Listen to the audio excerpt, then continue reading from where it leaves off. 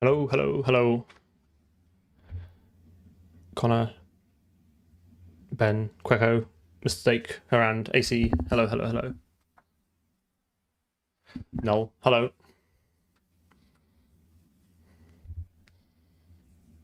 Julian, hello. Safe. Indeed, trying out a new plugin because I appreciate I am absolutely terrible at this job and I don't when I answer a question, I don't tell people which platform it's from. So if you are watching on one and there's a question on the other, it looks like I'm just talking to myself. So I thought I'd try a kind of low low intrusive plugin and see how it goes. Also, I believe Twitch have become slightly less pedantic on their rule about not displaying chat from another platform. So we'll see. But we'll see. You can the people shall decide. If you think this is absolutely distracting or terrible, then I will remove it. It's literally like a one-click button in OBS.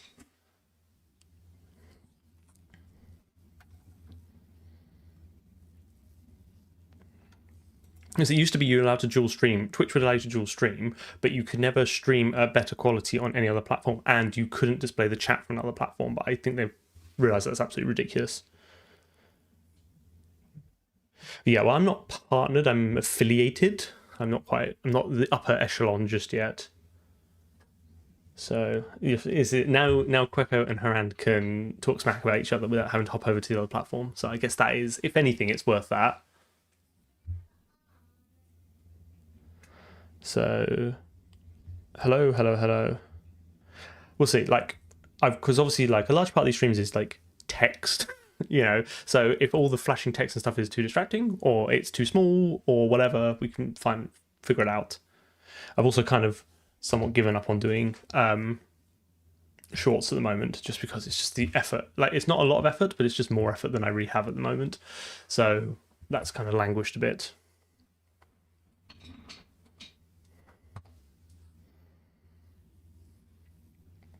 Right, so we have quite a lot to do there. Oh, it's still there. It's still there. That worked. Whew. I was worried that it was going to explode after the first scene and then disappear forever. It does look like a bit like a stock ticker, yeah. Well, I didn't want it to be just full on like people normally have like a vertical text one, but I think when you've got already lots of text on the screen and the programming is, no offense, but my code is more important than your chat. I didn't want it to be too distracting, so I thought we'd try like a ticker on the bottom because it's a bit dead space anyway. AC talking to himself. Okay, so what did I do off stream? I did a small amount off stream. All I did was I fixed the vector serialization issue, so we no longer have a hard-coded path for vector. What I did was I changed a class is now defined as something that is a class and not a range. It's a little bit less restrictive than I would like because it does mean there's probably certain things with like private members that might slip through here, but at the end of the day, it is what it is, right?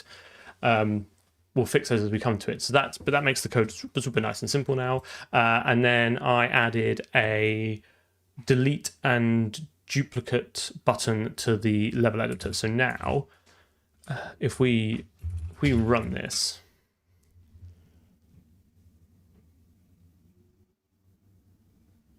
yeah, today we've got a lot of code to write today. Like there's an awful lot of code to write today. Okay, so now we have this, and then if we go here, we have a room. Ignore the fact there's a big gap here because I've not found an asset to fill it yet. And then if we go to the other side, we have another room. Ignore the fact there's a big gap here because I've not found an asset to fix it yet. But if we open up the level editor now, I think this is largely the same as before, but what we have now is here is a delete and duplicate button. So now it's a lot easier for me to edit stuff, right? So if we wanted to also zooming out quite far shows the adaptive exposure quite nicely because those colors get really blown out, and then when you come in here you can see it actually like adjusting, which is quite nice. I am using GCC trunk. That's how I get to meta, and then I'm using MinGW to cross compile for Windows. So if we wanted to, for instance, add like, I don't know, if we wanted to make these rooms a bit bigger, for example, we could grab this, move this out, click this, click duplicate, and then move this out over here, and click duplicate and move this out over here, right? And then stick this over here. So that's how the duplicate works, and we can delete does pretty much what it says on the tin. So this gives us a little bit more flexibility now.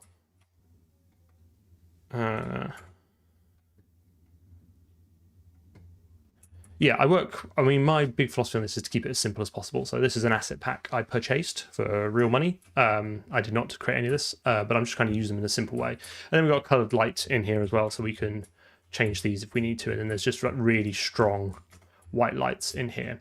So today I really want to start the process of building out a job system and using multi-threaded. So we had in the previous project, we had a coroutine based job system of sorts. It was just a way of kind of architecting the code so that we could await on stuff and handle, like, it was more of a scheduler than a job system because it was only single threaded, so everything kind of ran top to bottom, but you could opt in to stuff saying, oh, please just don't run this again until like 100 milliseconds have elapsed on the next loop through.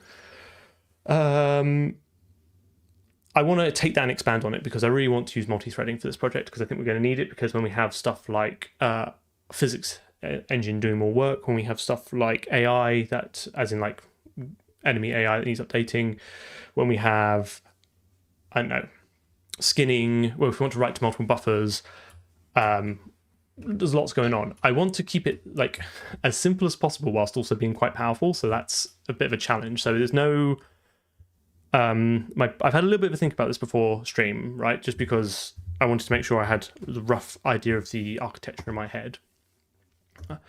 Definitely still want to use coroutines, like that is kind of a given, like we have to be using coroutines, but I want that to be used so you can await again on, I want a multi-threaded system, but I want coroutines to be the mechanism by which you put stuff into effectively the thread pool, so you can await on something to happen in the future, and then it will get scheduled in the future, and a thread will pick it up in the future, or you can wait for multiple things to happen at once, and then like scatter gather, right? So then all the threads will pick up all those different tasks, and then you will be resumed when all your child tasks are finished.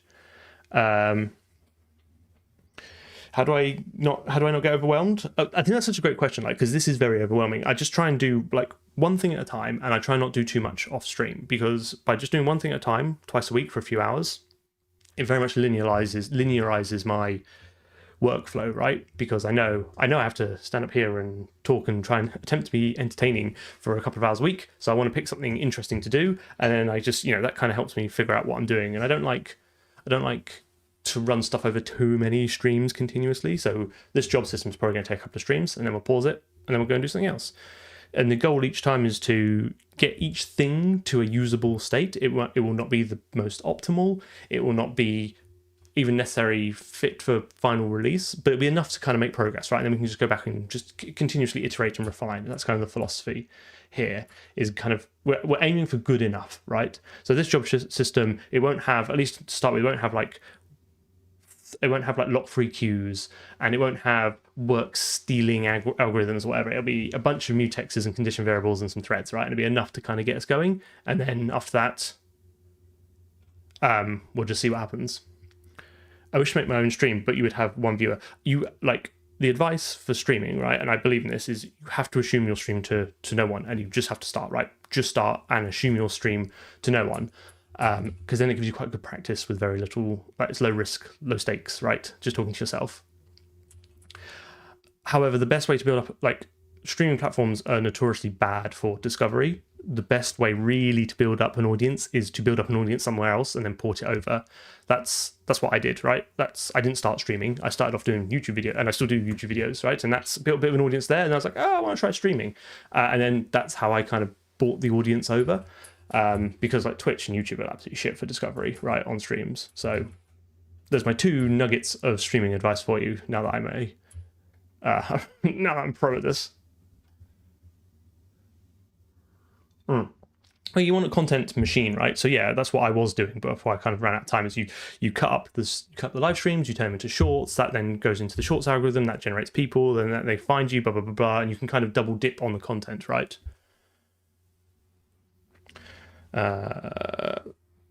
So yeah, sorry, I was just talking continuously. I'm not looking at any of the chat because again, I'm pro at this.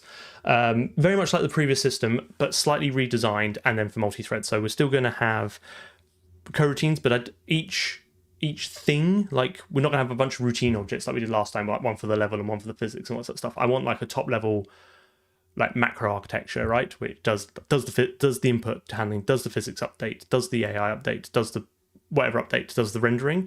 But each of those has the ability to then farm its workouts to threads, and it will use coroutines as the mechanism to get to the multi-threading. That's kind of my philosophy for this. Yeah, we've blue screened multiple times live. It's good fun.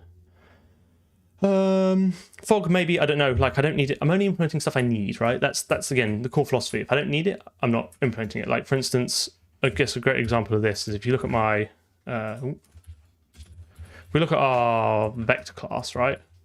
I don't think vector class supports like some quite basic operators. I think it does now, but for a while, I don't think we ever had minus operator on vector because we never needed it, and I didn't bother writing it. So I'm only writing stuff that we need as we go along.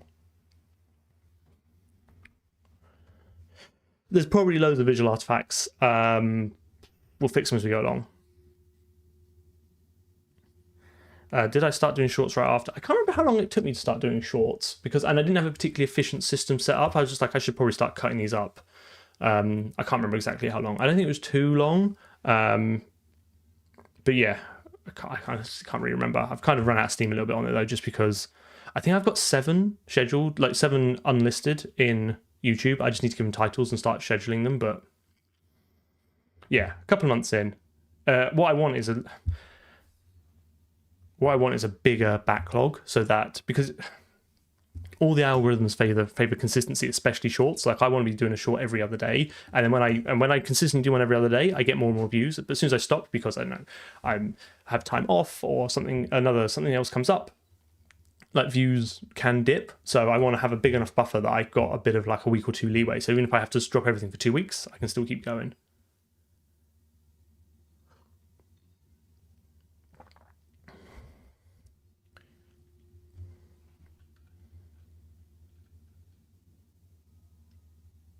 I assume, so my philosophy on SSE is that I'm going to kind of leave the compiler up to it. If we profile it and, oh, bloody, someone's already raiding. Hello. Oh, I like the little thing at the bottom. That's nice. Hello. We're just talking about, what were we talking about? I've already forgotten. SIMD. I really wanted Vector to be const expr, right? So that was the main thing because we have const expr maths as a C++23. So all the operations here are const expr. If we profile it, and if we see that this is a bottleneck, then as of C++26, by the time we get to that, we should have stood SIMD, and then we can do some interesting stuff. Okay, I think we just need to start writing. We have an awful lot of code to write today. Source concurrency. Did I spell concurrency right? I don't know. Am I already off to a bad start?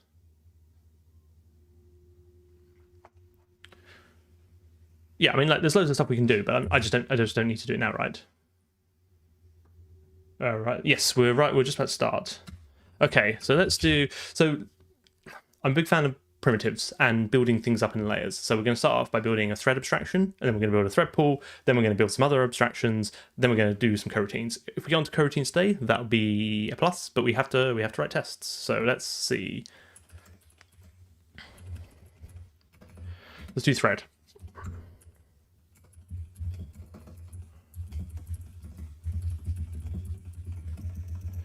Ignore my Clang D is not caught up to my GCC yet, so it doesn't like my reflection flag.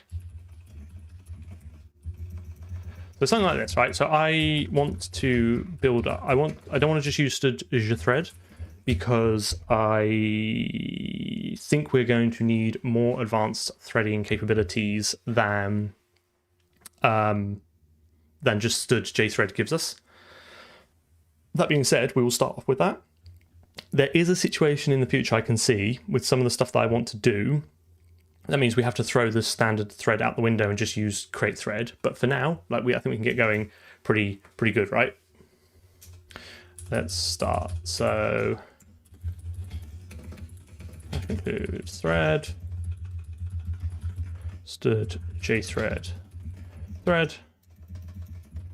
And then we're going to have a thread constructor. That's going to take a template class F class. If I'm just trying to remember what the standard one does, because we're basically just going to forward it to that. Sorry, what am I doing?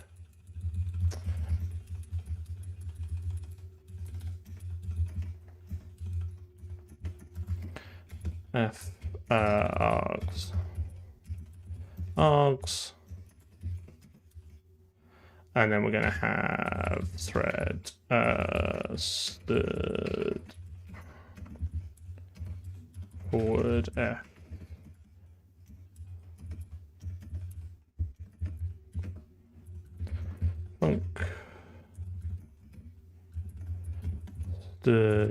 My lights have electricity issue here, so that's, if I suddenly disappear, it's because our country's terrible infrastructure has caught up with me.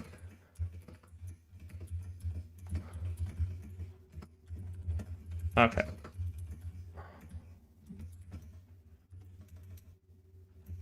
What have I missed? What have I missed? Is that? There you go. I've used OpenCode a lot for work. I prefer the Gemini models mostly, but they're pretty good for what they do. Okay, so that should... So stood JThread is the C++20 threading primitive, which automatically calls join on destruction, which is what we want. That's the kind of interface that I want. So we're just going to wrap that, and then we can start adding additional functionality. So I think we're going to want, let me just look this up as we go along.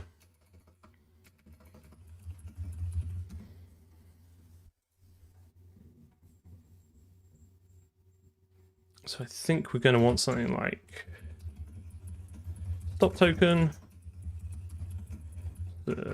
stop token, and then that should be stop token. I think I can do thread dot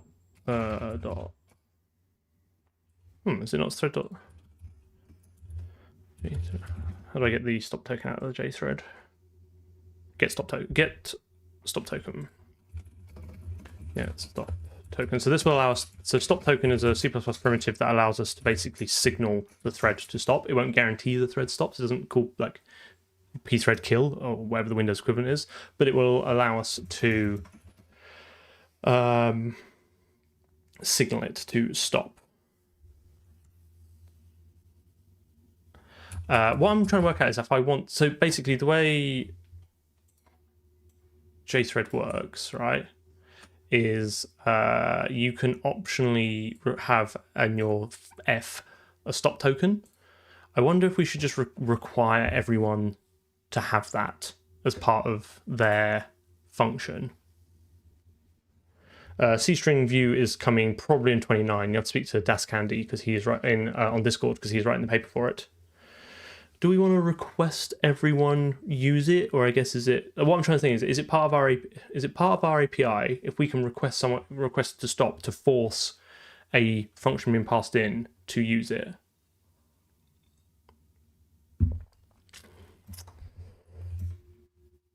No, I didn't make it into 26. Auto request stop void stop token. Oops. My Clang D, I'm really worried this is going to mess up my Clang D, and then I won't have anything going forward, which will be a real pain.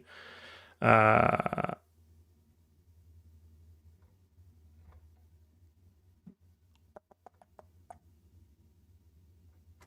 do I? Do I just do it straight on the JThread and not bother with the token? Request. Oh, I don't even need this. Fine, never mind. Take it all back. Sorry. So this is just thread. Oh, I bet the autocomplete isn't there because nothing's included this header file yet. So ClangD doesn't technically know this file exists, and he doesn't know what flags to use with it yet. That's fine. So we can do request stop. If someone hasn't put that in their thing, then I guess sucks to be them. Do I ever split my code up into static libraries? Not really, because I have no need to distribute them separately, and there's very little advantage to that for this at the moment. So I prefer to statically link everything, but the only thing that kind of additionally is statically linked in is the few third-party libraries that we use.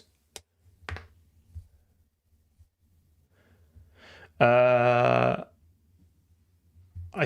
this is unknown. So this is ClangD has picked up reflection from somewhere. Either I put it in or it's picked it up from the compile commands JSON file. But this version of ClangD doesn't know it, so that is an actual error from ClangD. I am using CMake and Ninja. The make file just drives that, right? So if you look at the if you look at our make file, right, all the make file does when we do build is just drive CMake build command via Docker. So that's all it's doing, right? So we are using CMake and Ninja. Just top level make file is just a convenient way of putting that all together. I know, right? Okay, fine. So then we can request stop. I think I want to give the thread a name. I want to give the thread a name. I think that'd be useful for debugging later. And I think we're going to, at some point, I want to do a couple of streams on profiling, and I think it'd be good to refer to threads by names, right? So let's do.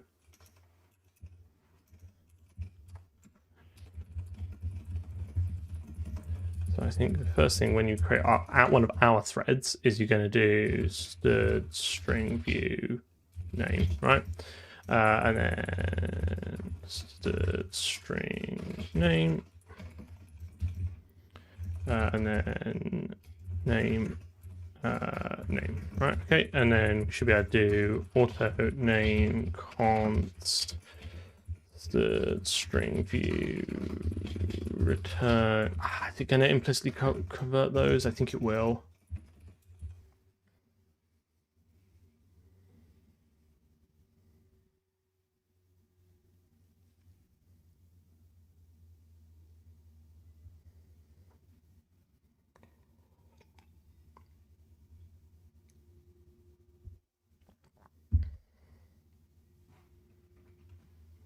Yes, I think so. Well, we'll see what happens when we compile it.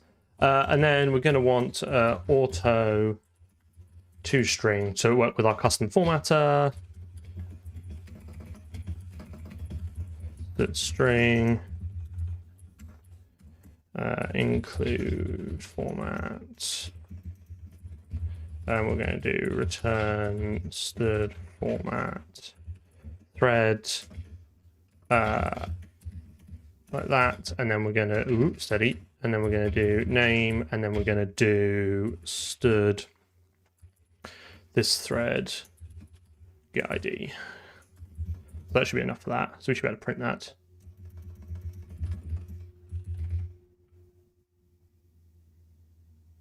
And then I guess we probably want the ID as well. So auto ID const. We'll leave that as auto. So just return jthread. Oh no.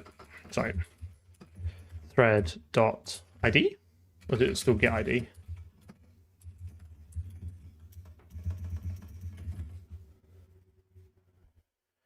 Thread local storage, I think, is great when you need it, right? But not great when you don't need it. So my opinion is entirely driven by need. I don't think I'm inherently for or against it, in the same way I'm not inherently for or against static. If it solves the right problem, then it's great. Native handle returns you effectively the big angry uppercase handle in Windows. That's or the POSIX ID or whatever. That returns you the native threading library handle. Get ID gives you just some sort of numeric thread ID. So there's a slight difference. Okay, I think that's kind of enough to get going. So we probably need to write some tests for this, and then we can kind of get on with our lives. Actually, no, that's a lie. Sorry. I actually want to tell Windows that the thread name has changed. So I think there's a function for this. I think it is. How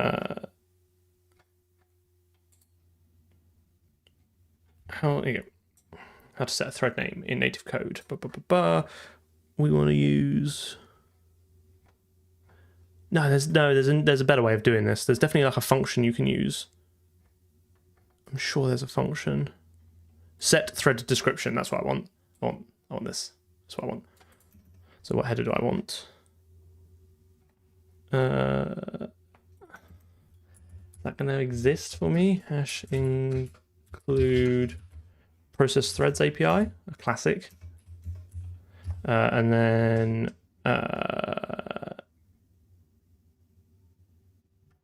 so what we should now be able to do is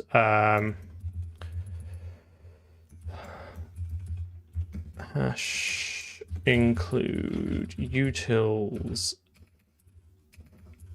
and then be like ensure that thread description set thread description. So this is where we're going to want thread.native handle, right? Because that goes into the Win32 API, and then we should be able to just do name.cstra. Again, don't have CString view yet, which is upsetting. If the function receives the return result as a H value, so if the function fails, the return value is H result. That's thanks. If the function succeeds, the return value is the H result that denotes the successful operation. If the function fails, the return value is the H result that denotes the error. It doesn't tell you what those values are, just the one that represents success and the one that represents failure. I'm hoping you've got to use failed HR. Blah, blah. Does that mean it's not like SOK or something like that?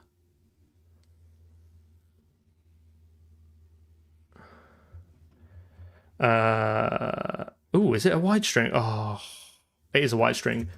Gosh darn it. Don't worry, we have it was not our first rodeo. We'll get what an excellent spot. Hash include utils. Text utils, and then we can do const auto wide name equals is it utils?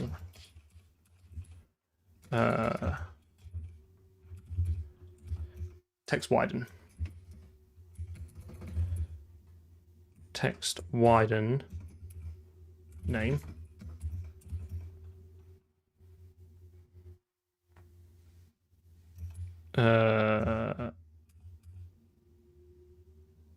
Oh god, yeah, what a great another fantastic spot. Thank you. Yeah, but what's the error code for is H result error? What's that? Is that 0? Is that error success? Oh no, is that like error success? Anyway, it doesn't matter. Const auto res equals set thread description thread dot native handle wide name dot cstra, and then we can ensure what was it? Ensure not failed HR failed to set thread name. Okay, that's fine. Ooh, does that not give us a? Ooh, does that not give us what I thought it did? Does that not give us a handle? You can unsign long. What the hell does that return you on Windows?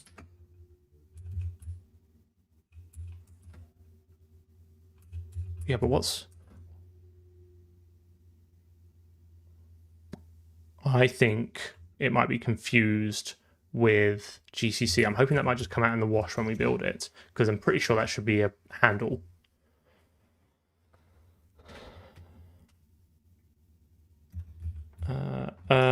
Good spot. Thank you. Turns out I don't know what I'm doing. Right, let's do e source. No, let's do e tests thread test. Let's get some code in here. Include gtest test thread simple assert true false. All right, let's just check we get all this wired up. CMake tests MNOPQR, so this thread test.cp. Let's check out builds and fails.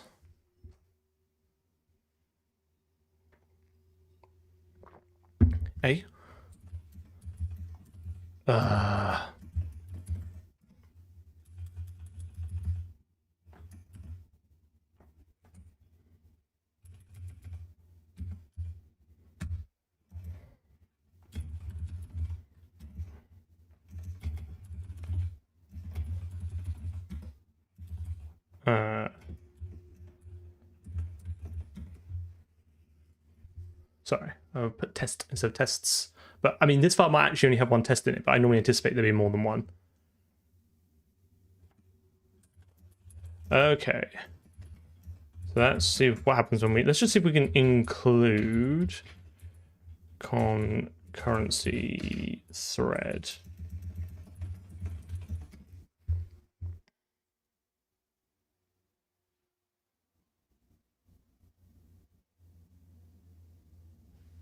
No arguments to fail that depend on template. Right, do I need to include windows.h for that?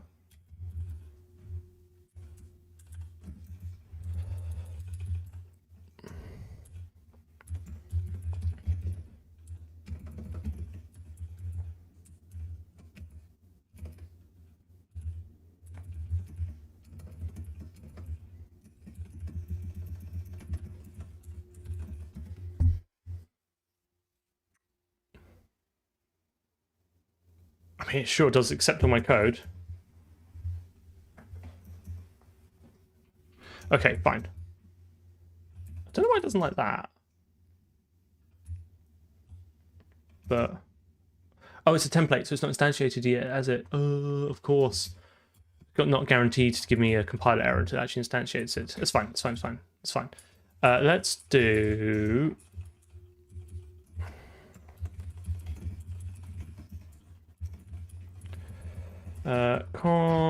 No, let's do auto thread ID. Okay, equals third current thread. No, this thread. Sorry, this thread get ID. Right, and let's do thread. Sorry, auto thread equals UFPS thread.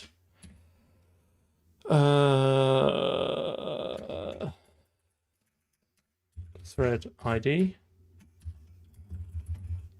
Thread ID equals this thread get ID. All right. So that should start the thread, create the thread, start the thread, join the thread, right? And then we should be assert any thread ID stood this thread get ID. I think is that a reasonable test? Oh, I do need a name. You're right. Test thread. Do we think that's a reasonable test that the thread has indeed started and spawned a new thread?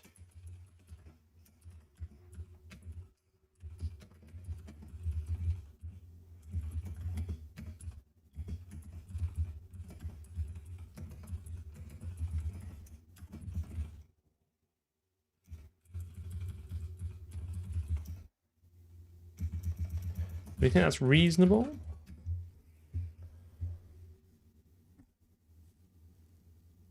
Oh, now it doesn't like it. Do you think I can just cast that? Do you think I can just cast that to a handle?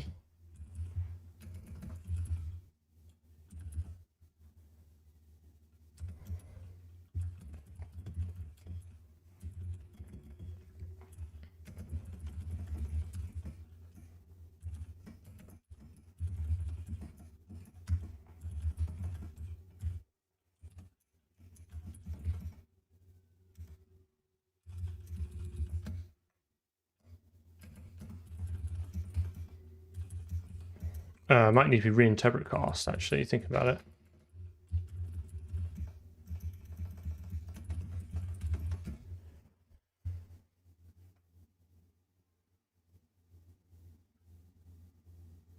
Boom.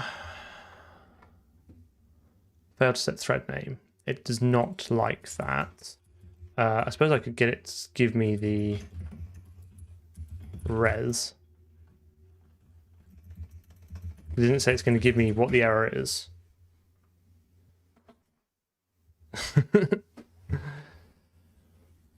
Okay. Classic. Okay. H result. Common H result values. That's not as hex though, is it? That's what's a decimal? Flip it. So what do you reckon? DO8? Does that look like a? Not seeing any of those.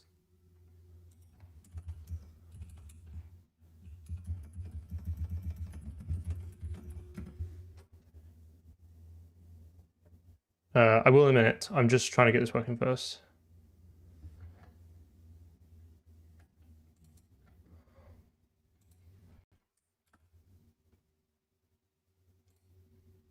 I feel like this is not getting me anywhere. What was the other thing I could try?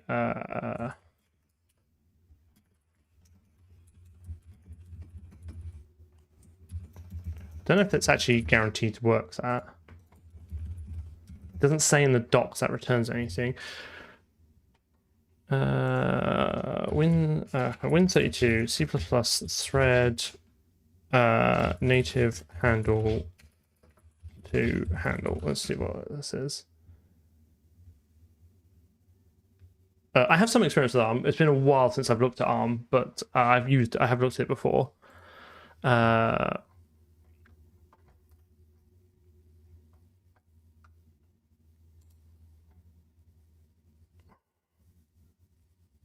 Oh, it's a thread ID from create thread. I need to open thread to get the handle.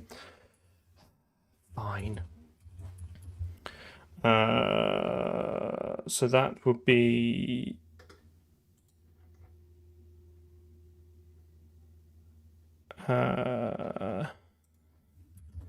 const auto handle equals open thread.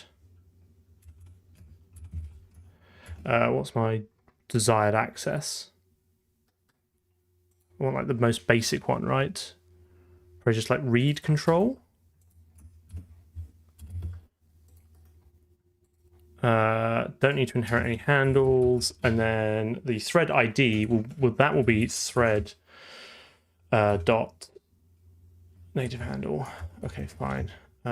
Ensure handle does not equal whatever this returns when it fails. Null. Failed to get thread handle. The thread. And then this will be handle. Okay, fine. I prefer starting off, my general philosophy is to prefer starting off using the standard library stuff and then switch to the specific stuff when I need it. Failed to get thread handle. What am I doing wrong? What am I doing wrong? I don't want to spend too much time on this.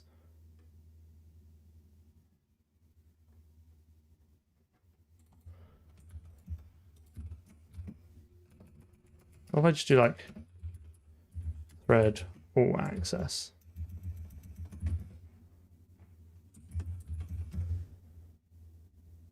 Yeah, well, I'm gonna have to stick it in auto. I'll stick it in auto release. I really don't want to spend any more time on this because this is not getting me anywhere where I want. But it's a little bit annoying. Failed to get thread handle. Why is it?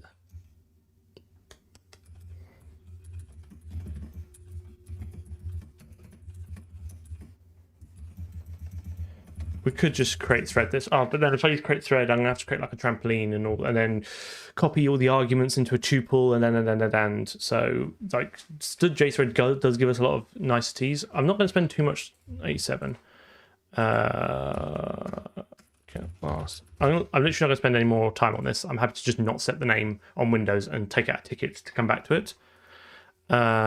System error codes, because it's not. I'm not getting anywhere closer to what I want. 87. The parameter is incorrect. Well, I just tried casting from it and that didn't work. So, but according to someone on the internet,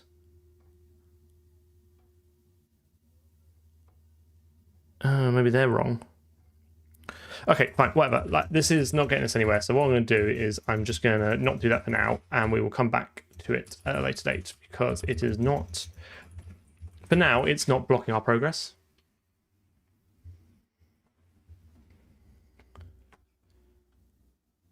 Okay, cool. Right, and then so the next test we need is to check that we can issue it to stop.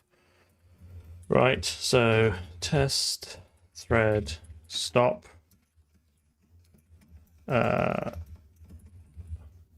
So let's do auto thread equals new FPS thread test thread third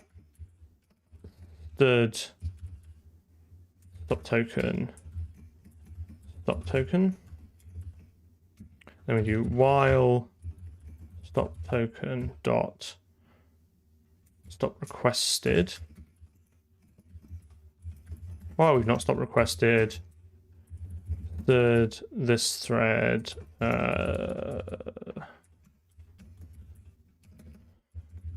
include chrono using namespace third literals.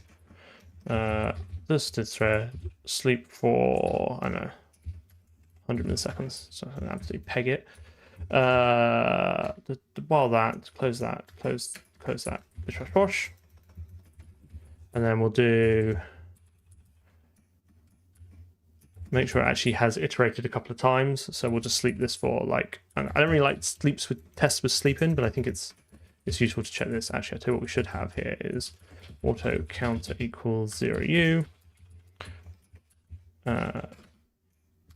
Counter and then plus counter. So then we can do thread dot request stop, and then we need to wait for that to join. So let's give that a tighter scope.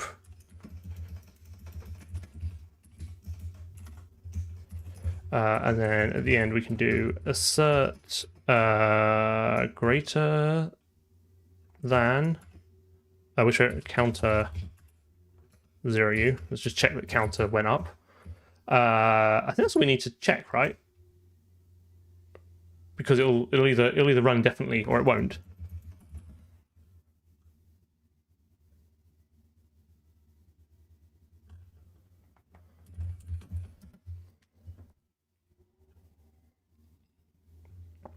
The only thing we might want to think about, and I don't know if we want to do it now, is what happens if the thread task throws an exception. Because we want that to be able to escape out of the thread. I don't know if we should go back and do that later, because basically we would need to create a worker function, kind of like a thunk, that will wrap the exception and then pass it out. I don't know if it's worth doing that now and just having like the thread primitive done. It's not going to take too much work, is it?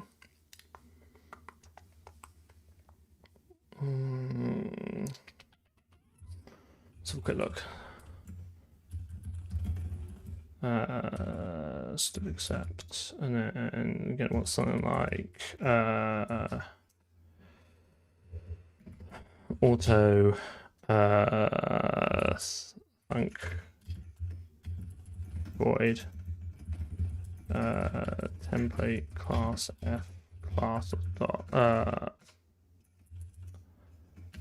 args dot.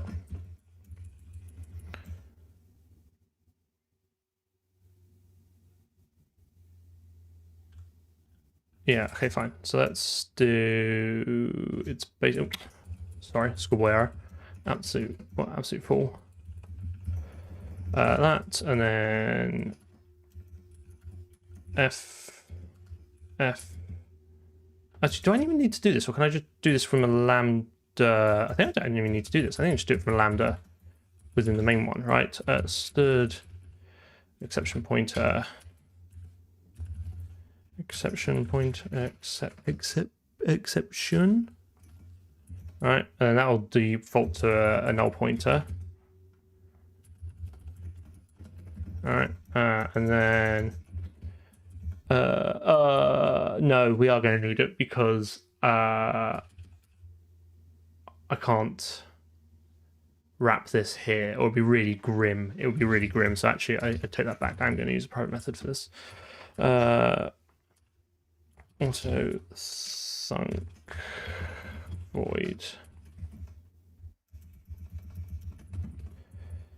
Yeah. Okay. Fine. So then what we're going to do is f args args, and then we're going to do func equals stood forward f. Oh, am I going to be able to do this? Am I going to be able to do args? Actually, might be all right if I just do that.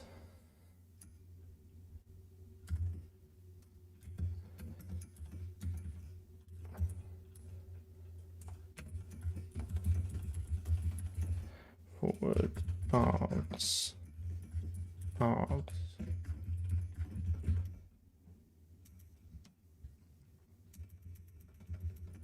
A thunk normally just means like something you go, like a trampoline, like a small something you go by to do something else. It might not be strictly the most technically correct because like Windows has a concept of thunking, but I think it kind of makes sense here. Like it's a trampoline basically. I'm going to have to go through this to get to the thing I want to do.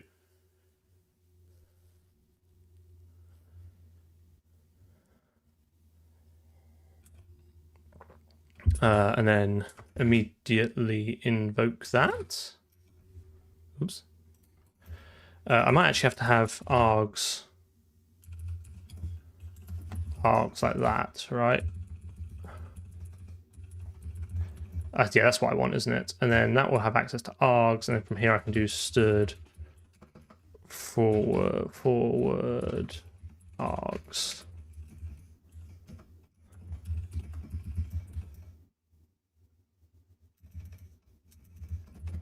Right, so I should be able to, this should now be I still think I need to do this, right? It's getting a little bit grim now, but I think it's fine.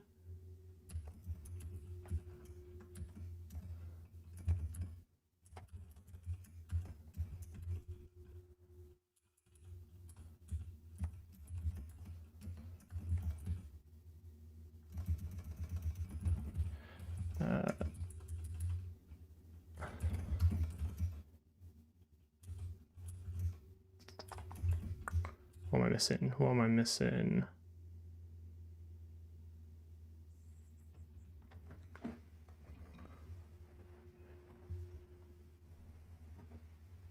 Am I passing by a ref parameter? Which one are you talking about? Because JThread will automatically take a copy of the arguments anyway, right? So that's kind of, as long as you can get it to the JThread constructor, it will take a copy of them. I'm writing a thread class because I'm going to need more functionality than is available by the standard thread, basically.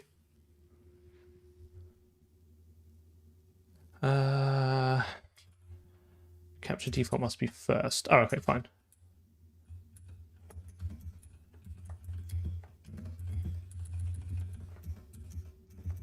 Okay. So I might be able to do the same here, actually.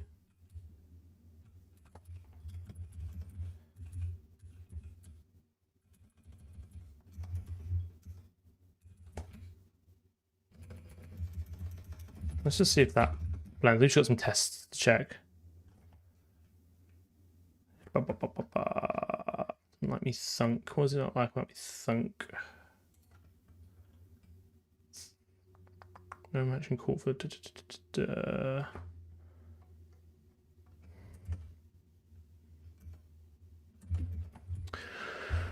what have you done wrong?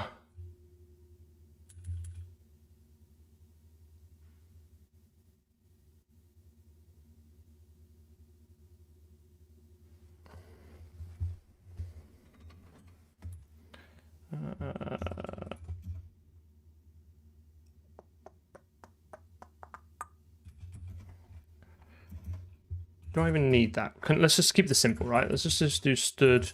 I might even need that second lambda, actually. I might just be making things more complicated myself than necessary. Can I just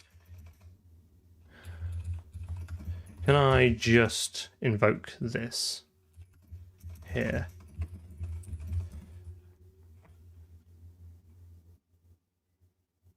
Have I got partially initialized class where?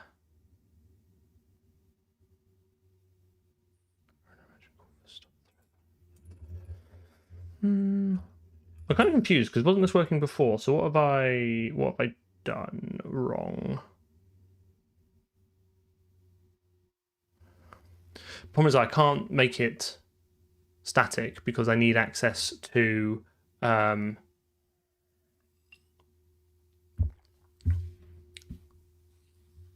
need access to the state. Yeah, you're right. There could be a little bit of a race condition here because if it throws immediately before the class is finished constructing, I could be in for a bit of I could be in for a little bit of a problem here.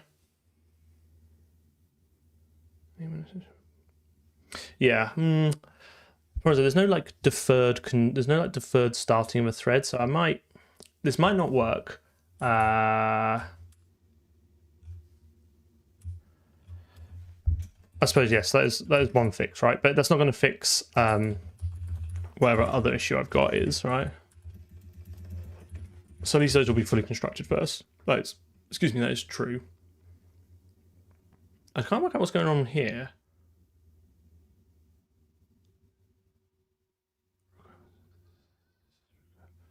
No matching call for thread body lambda forward. Candidate expects one argument, 0 provided. That should take any number of args. So in fact, if I just narrow down where the issue is.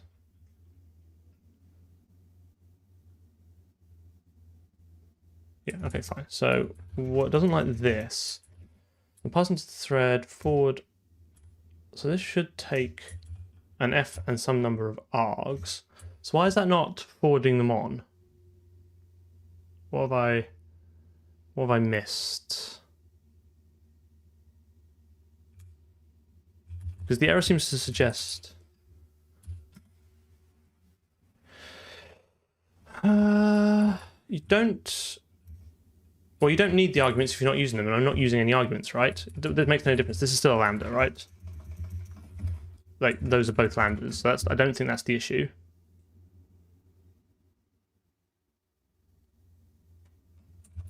I can't call thunk because thunk is a member object and the first hidden argument is this pointer, so it has to have access to this, right? So I can't take the address of it, right? Like if I just pass in thunk, there's no way for JThread to know that there's an implicit this argument, whereas if I pass in a lambda where it's captured this, the invocation operator takes 0 arguments, right? So that's why you have to wrap this, because it's the only way of passing this into this. I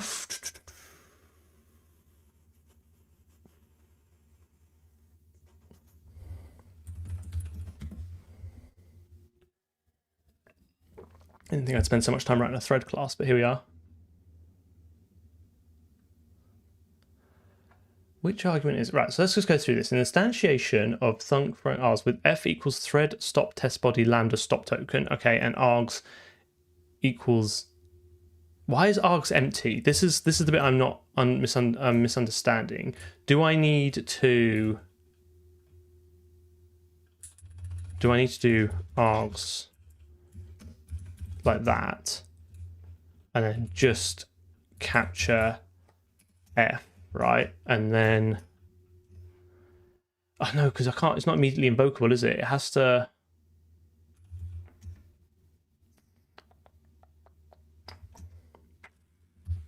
I don't know why it's not capturing args. That seems to be, unless I'm misreading the error.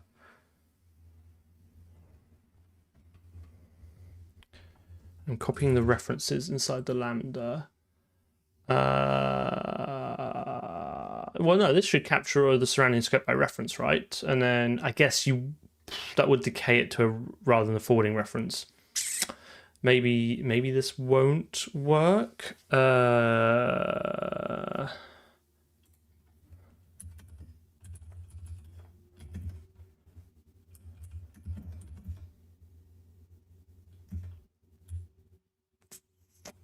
Is it smart enough to know that?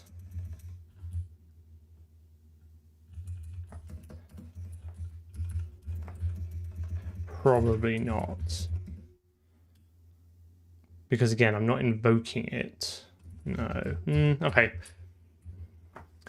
Let's have a think. What am I trying to do? What am I actually trying to do? I want to call the f wrapped in a. What I want to do is call f, but wrap it in a try catch, and then have that catch store the exception pointer back into the class. Right. That's what I want to do. But I need to have.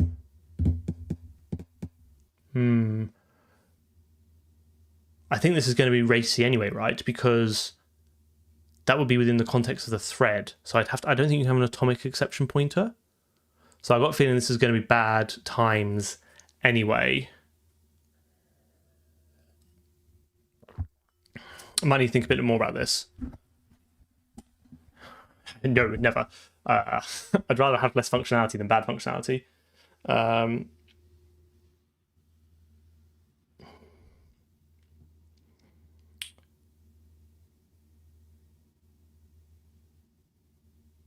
Actually, can I just do it from... Can I just do it from here? Do I even need this? I wonder if I can just do it from here, right? Can I just do... Try... F... Third... Forward... Args... Args, right? Cat... Dot, dot, dot. Something like that. Right, is that just going to... Not enough.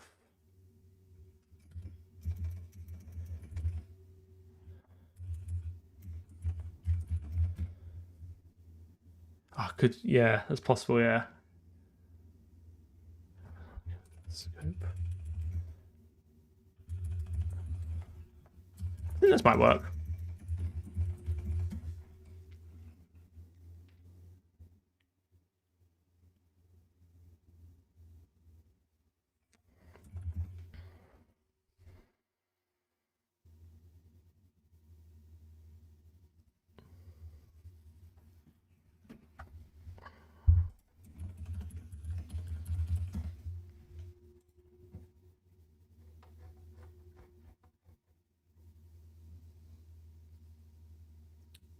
What does stood invoke return me, though? It doesn't return me...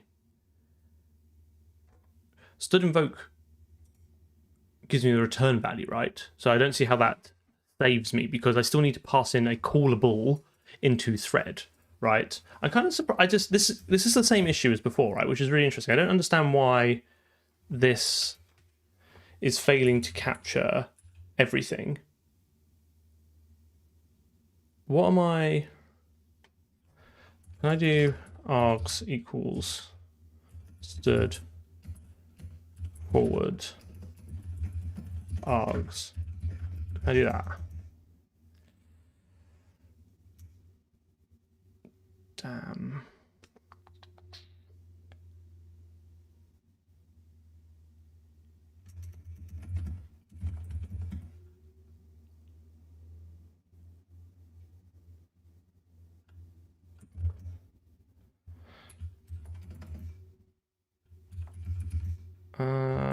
So I can't have the ellipses there. Is this an expression though? So can I make this an expression? I feel like I'm just guessing now and I'm not understanding. Must appear before the name of the capture.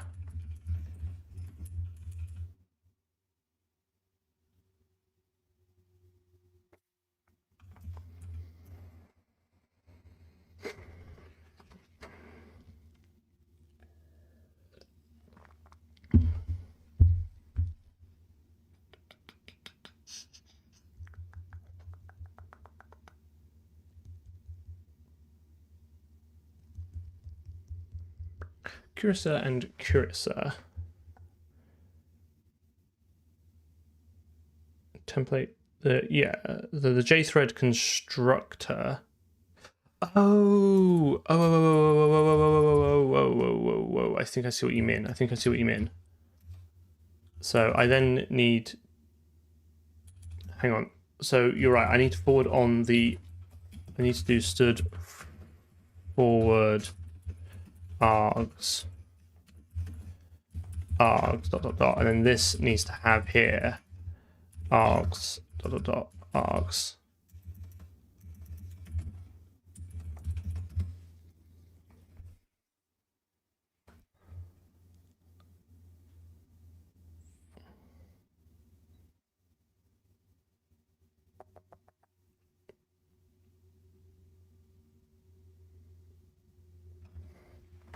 Well, it shouldn't have anything. Get stop token is just, I think that's relevant. I think it should forward all the arguments on.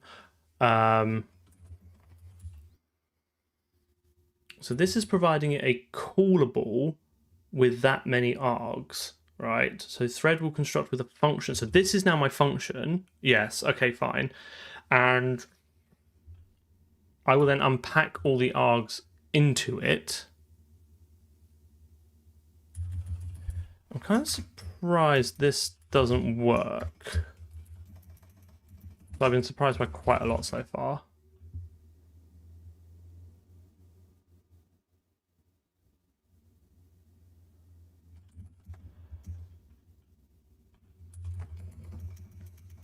I don't...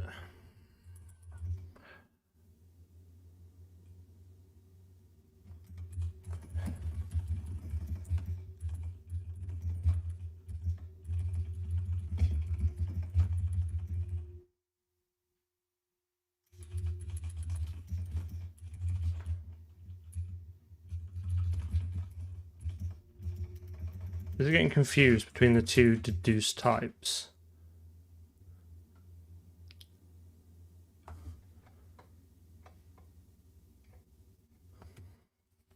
With A, so it's captured A now as the stop token, that's fine.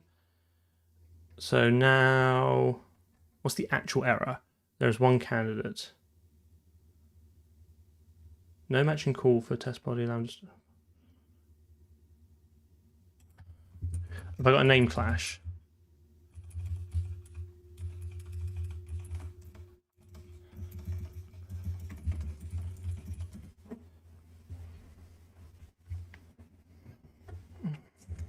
Feel like I'm close. Feel like I am close. Because this will deduce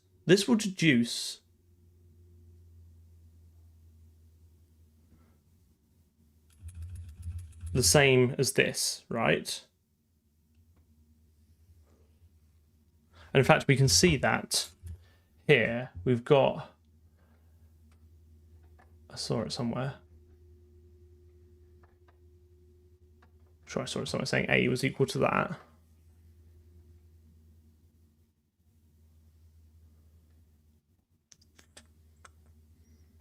A equals stop token.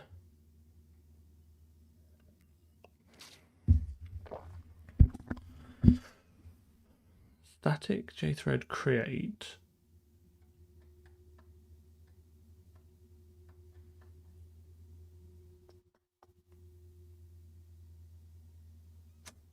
The only issue...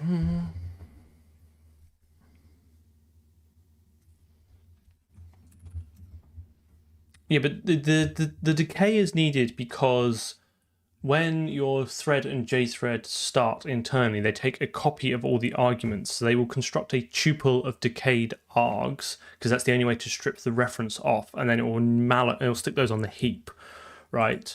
But I don't understand, if everything else worked up until now, why is this not working? Do you know what I mean? I was passing the func and the args. Passing to what though? Oh, okay, yeah. I see what you mean. Yeah. Okay, fine. Yes, okay, fine. So let's try this. I see what you mean. Yes, okay, fine. F func args. Maybe I'm overcomplicating this, and then this becomes stood forward func F func. So easy to get wrapped up with this stuff. And then this becomes.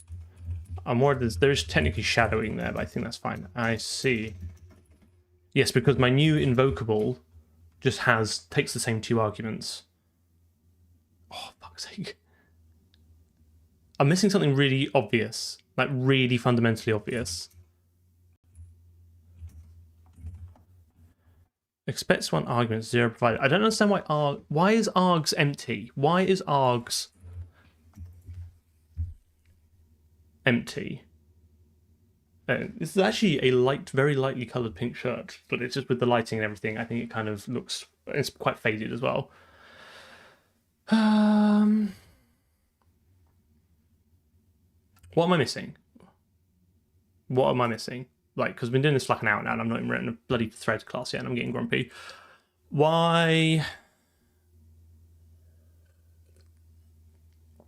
And I would really like to go on to write the thread pool class, at least get some functionality done by today, even if we're not getting onto coroutine today. Okay, right. What am I missing? Why is this?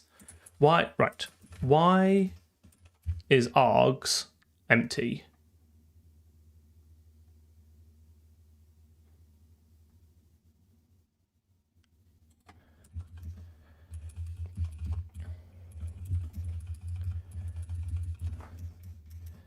Not. Let's just check it's not a name clash. I think that seems unlikely. Okay. And let me change the. Let me go back to this because I quite liked this. Because I think this will give us a richer error message.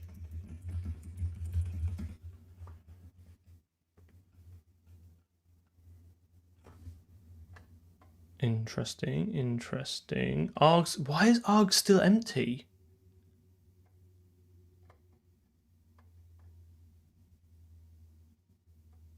Why is args? Oh, hang on. That's because it's a different parameter pack. That'll be why. The order. I think so. So if you look at the test, right? This just takes a single argument, stop token, which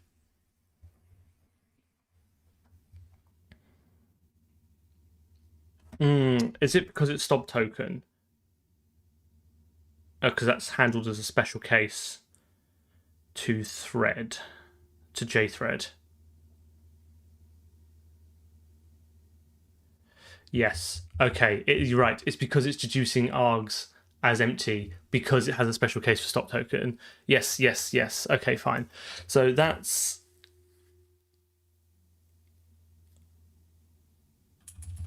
So what this needs to be is the stop token. Stop token, right?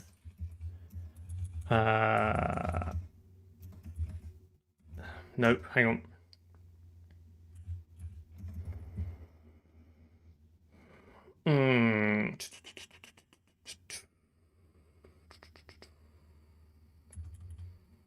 Func has the first one as ours, and that will be.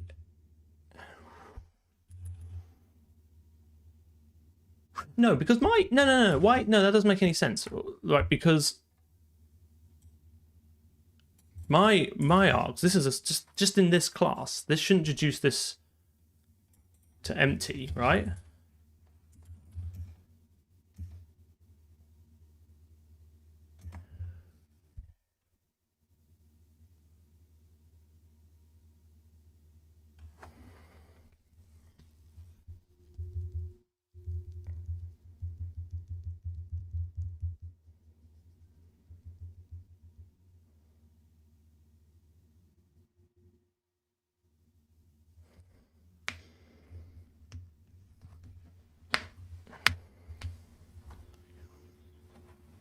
Call test with no args.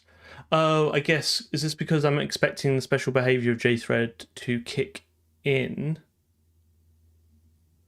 Yes, I think I'm starting to formulate this now. I think I'm starting to get there.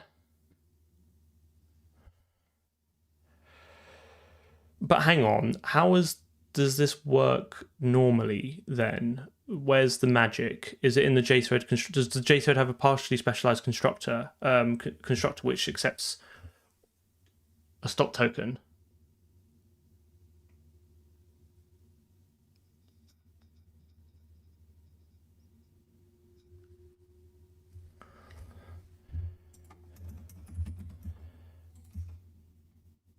Put stop token inland, as in here.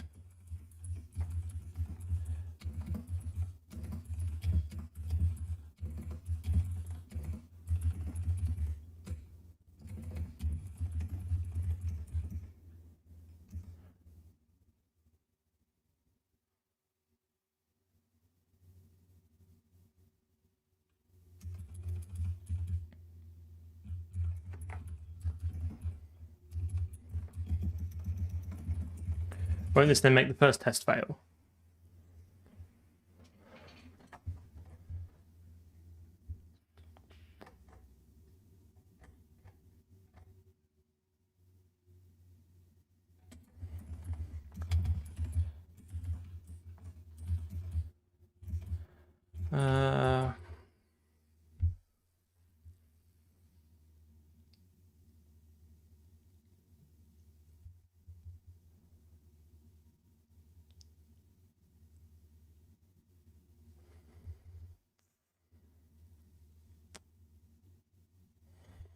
Oh, hang on. Is it because I'm doing that?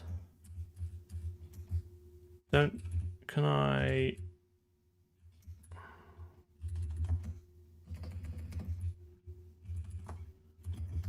Don't I want the only arg to be this?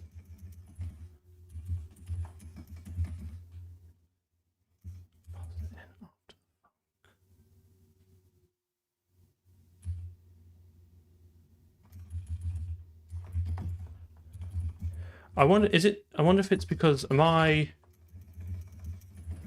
on, I'm having a thought. Let me just try this angle first. Okay, fine. It was the test constructor. Yeah, but there's a special stipulation for stop token, right? Like if you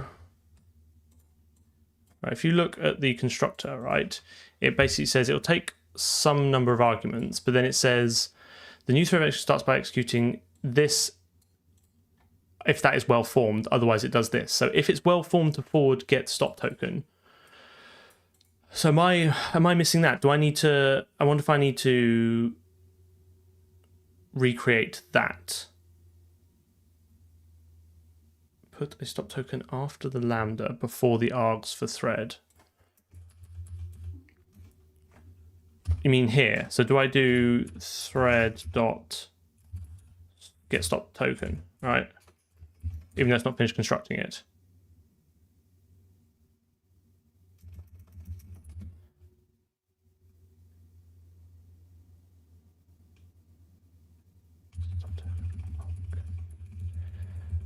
Oh, I see. Yes, I see what you mean. Yes. Okay, fine. Yes. Sorry, I do see what you mean. So you want stud stop token. Sorry, because it needs to be the first argument. Yes. Okay, fine. So then we do stop token. Oh my goodness. Right. I think we're nearly there. This might make the first test fail to build because it needs to be the first argument for that invoke thing to pass. So hopefully, is this in the first test? Thread simple test. Right. Okay, fine. Whew. So we might just need to expect everyone passes in a stud stop token, right? Nope, not there. Which is fine because I was deliberating forcing that as part of the API anyway. J means like joinable thread, right? It's because on the original stud thread, when you call if the stud thread object goes out of scope. Sorry about that, guys. I got there in the end. And it's not joinable, then it calls to terminate. And they decided that was a terrible idea, but you can't break backwards compatibility. So they added JThread for joinable thread, which does what you want to do. Okay, I can only apologize. I think it was not my finest moment there, but we got there in the end.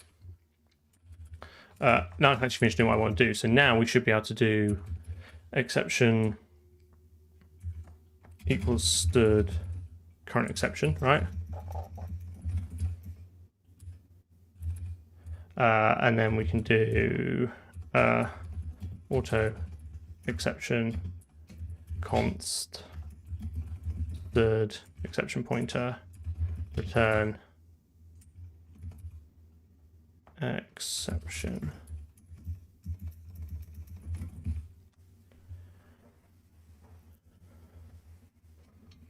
Okay, and then we don't need this garbage anymore. Okay, let's just write a quick test for this. So I guess cert equal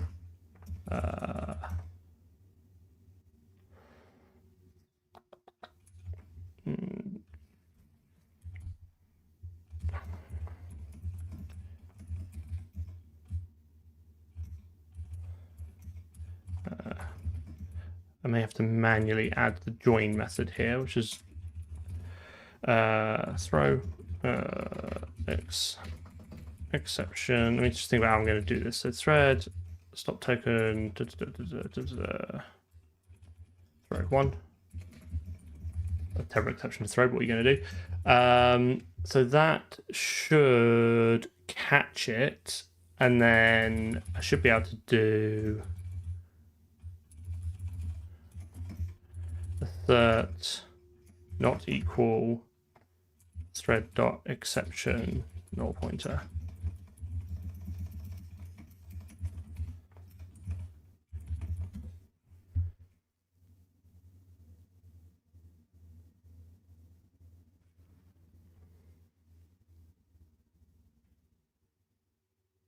Can you write try box as a lambda? I don't know, never tried it, but I think that'll work. Oh, well, we're going to get on to move only function soon, as in probably right now. Okay, right. Add. What an absolute shit show that was. Add a thread class and unit test. Try and do something fun for the rest of it. E source concurrency thread pool.h. Okay. Once namespace UFPS hash include concurrency thread. Okay, so I'm going to want class thread pool like that. Hash includes these student. Let's start blocking out the functionality. Thread pool that. Am I gonna make it header only? Am I gonna make it header only? Am I gonna make it header only? I'm gonna stick it in a CP file. I've got quite a lot of header only code now. But that's only because I've been using const expr, and I don't think any of this is gonna be out of const expr, so maybe I should go back to splitting out some stuff, just because if we include this header file everywhere, it's going to increase build times. I'd get current thread inside the lambda and name the thread. Oh, what a great idea! Maybe that'll work. Anyway, let's not keep adding functionality. Let's. But I like the idea. I think I just want to add some more functionality first. Sorry, I want to progress the sort of macro level functionality first.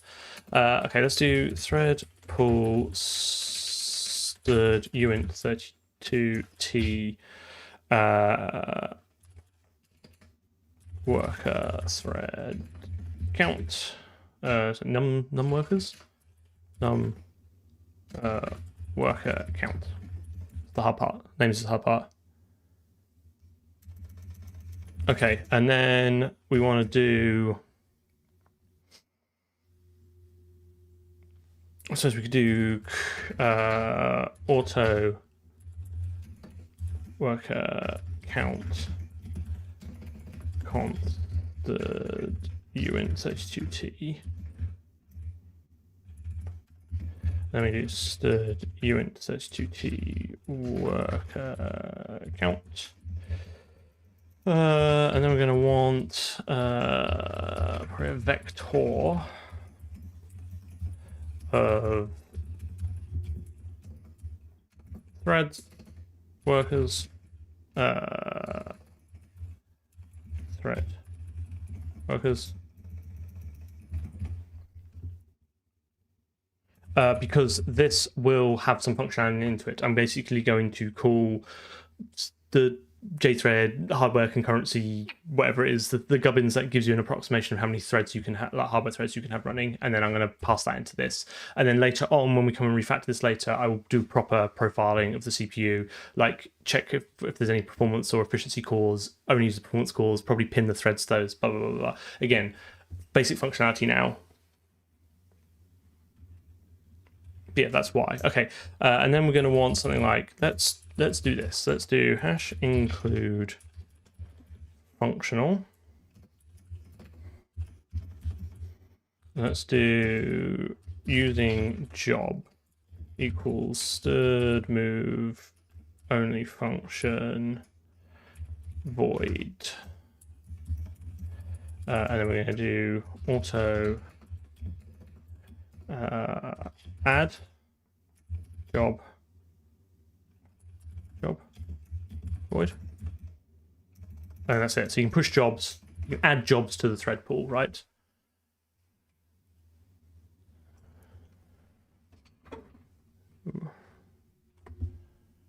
What does unique pointer thread array get you over vector? I guess it gets you, doesn't get you, you don't have to worry about zero initialization, but it gives you like a much worse API to work with, right? So until I've profiled it and found that vector is not performant enough, I'll probably stick with it.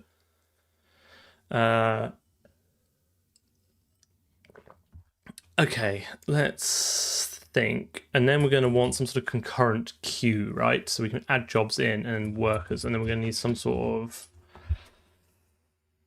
of auto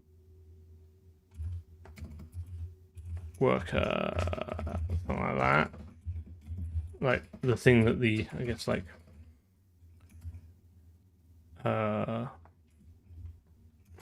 worker func. Oh, I don't like that. Put it worker for now. You need something like that.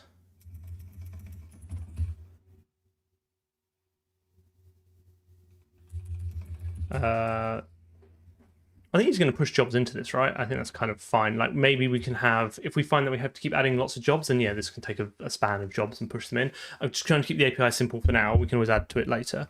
So we're going to want eSource concurrency concurrent queue.h, right? Once namespace UFPS. Template class T class Q equals class Q class concurrent Q public private. So this is going to have a I'm going to do something I don't normally do for this project, and I'm going to wrap some of the concurrency primitives like mutex and condition variables in my own wrapper, only because I think it might be interesting to profile them later. And I think we'll have more control over, like we might be able to time how long locks are held for and debug things better if we have our own primitives. So I don't normally do that, but I think it might be kind of fun to do this on this project anyway.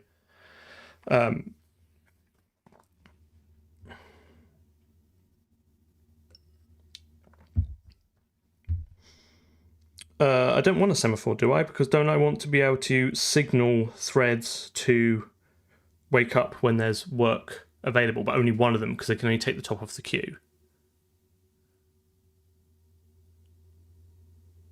Right? Like, it's still a single gateway through this. Semaphore has notify.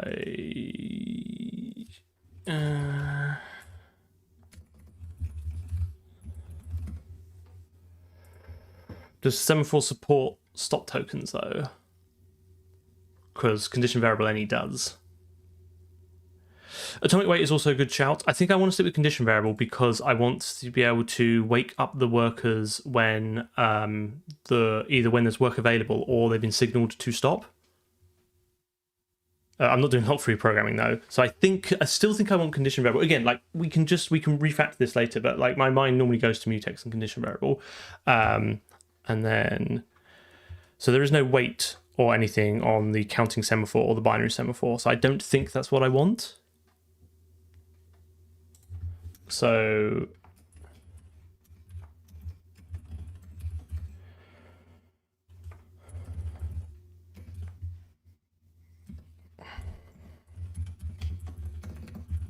I'm not an expert in concurrency, by the way. Like, I know enough to be dangerous.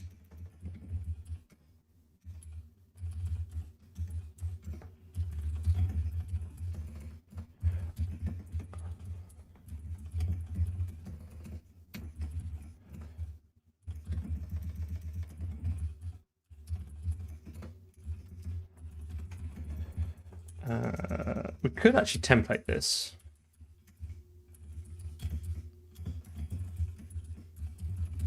Right, and then we just have like that.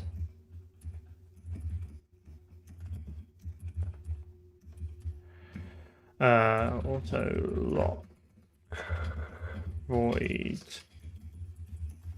lock.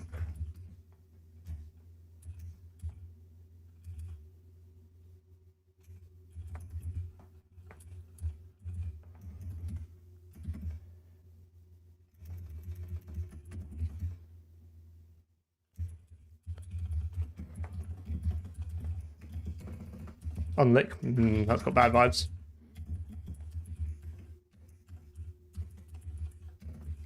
We could just do that, right? And then this gives us the opportunity now to change the mutex type. It allows us to time these, profile these, put debugs on. Yeah, well, I kind of want to keep everything as simple as possible, right? And I want to keep the logic as simple as possible. So I'm kind of pretty much set on using condition variable to start with. But if it's a total disaster, we can just refactor it later. I think that might be all we need there, right, for our own lock type. And then if we do source concurrency convar.h once name space UFPS.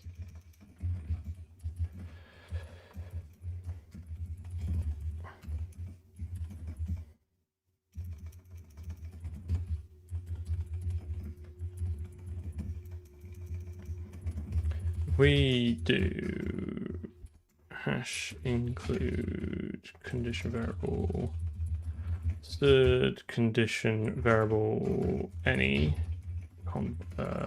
CV, right?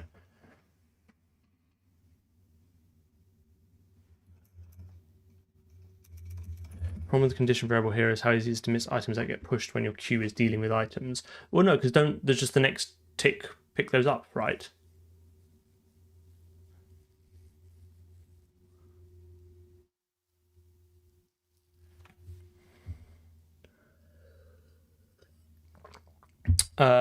Again, like I think my philosophy on this again is like I want to keep it as simple as possible based on my understanding of concurrency, and I'm not a concurrency expert, but I can roughly get my head around mutexes and condition variables.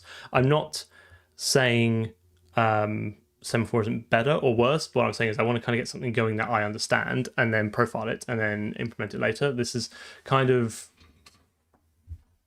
my understanding of the world, right? That's kind of my view of it. Yeah.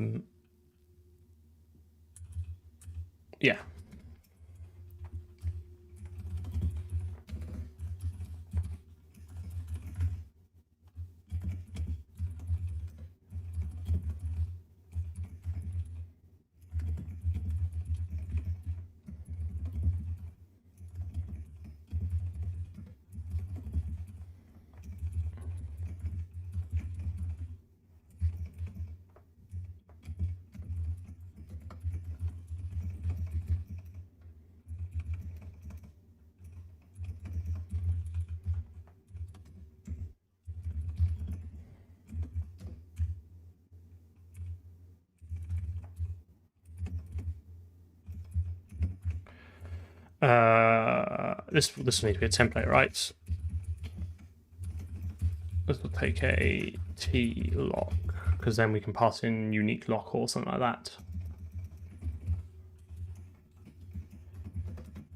that. So this will then become CV dot, that's going to have to be a reference, isn't it?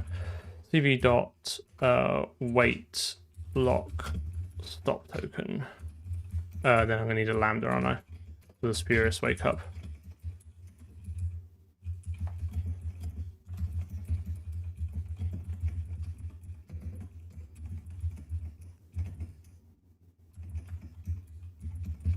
Something like that.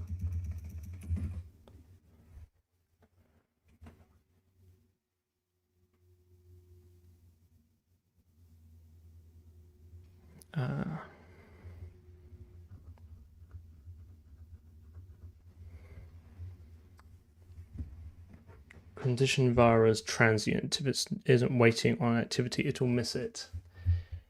So you're saying if it's been transitioned from the effectively the lock queue to the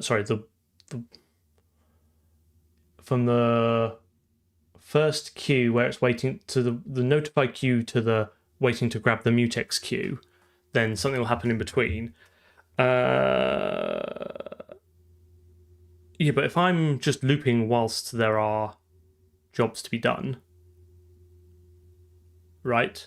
Basically, my kind of plan for this is that because it's like scatter gather, I will wait for all currently queued jobs to be finished on the current tick before we go back to the next one, right? So I will drain these jobs aren't supposed to sit there indefinitely, right? If you want them to be reoccurring, then you'll have to use coroutines and schedule them. But this is just going to be like, we're just going to have like a drain the queue at the end of the frame, and then it'll make sure all the jobs are done.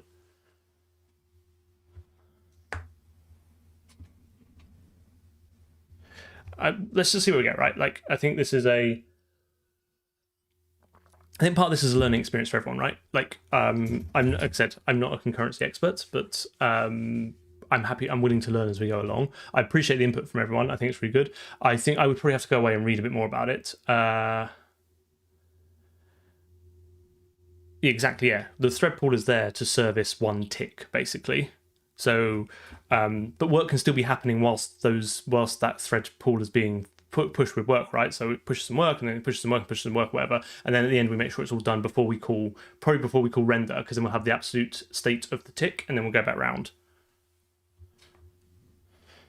I think that's fine for now, right? So let's go to concurrent queue. Okay, so let's do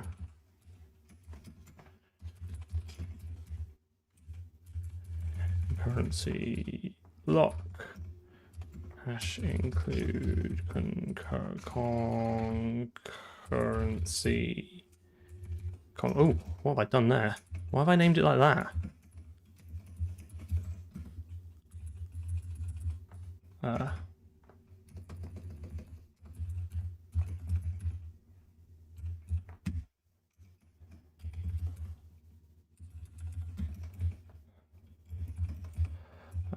See, okay, fine. So let's do queue, and do lock, and do CV conv var CV. Okay.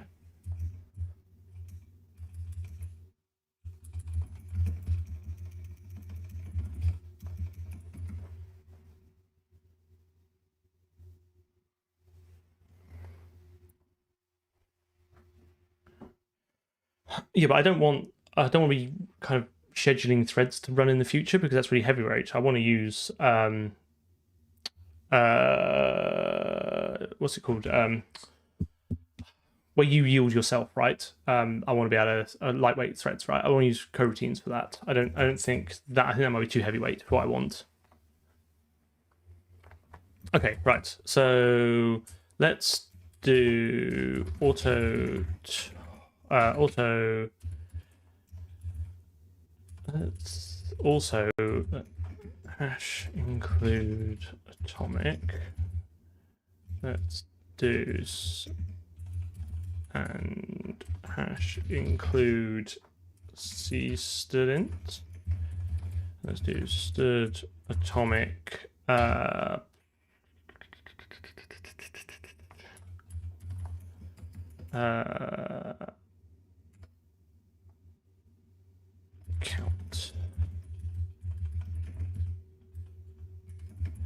Stud GT. Let's do auto empty const bool return count equals 0.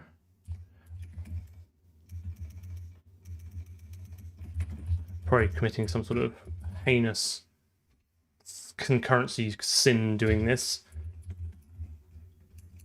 It should be size really to keep it like in line with the other vectors. Because I can do stud. Oh no, I won't have iterators, but anyway. Auto size stud un slash GT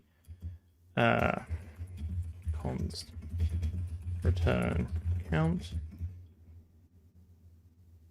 Oh, I'm not even like sequential consistency for me today. I'm not even starting to worry about relaxed semantics like that. Let's get it working first, and then if we really want to, we can go back and optimize that. But I'm happy for sequential consistency today. My brain cannot take that.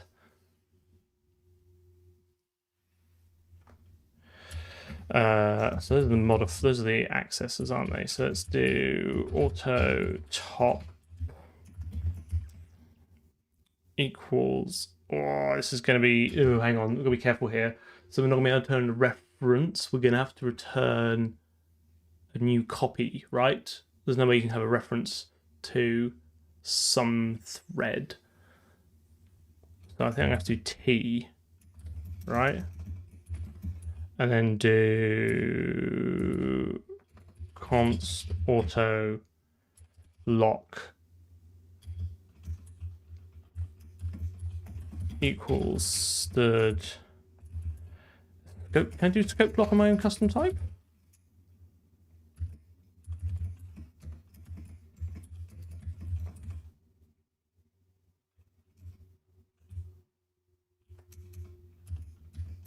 Yeah. So we lock that. We lock it. We do. Actually, I don't think I need that, do I? We'll just do this all under lock. So we'll do.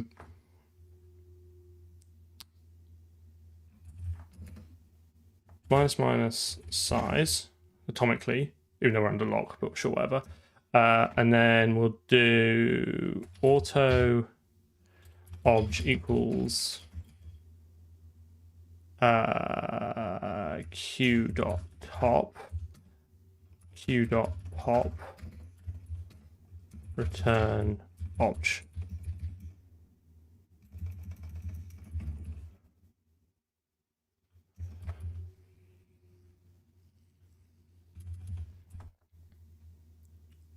And then we'll so that should really be pop, shouldn't it, rather than top? That should just be pop. Do I need a stud move there? Won't that be a PR value? Oh no, it'll be a reference. You're right. So I do want stud move there. Thank you. I was thinking it'll be a PR value, but no, it will be a L value reference. Good spot. And that's what you need. Oh, I need probably push, right? Auto push obj void, and then we'll take the lock again. I'm not going to need a condition variable here, am I? What am I talking about? There's no waiting here. What's full? Sorry, I'm getting ahead of myself. Lock that, and then do.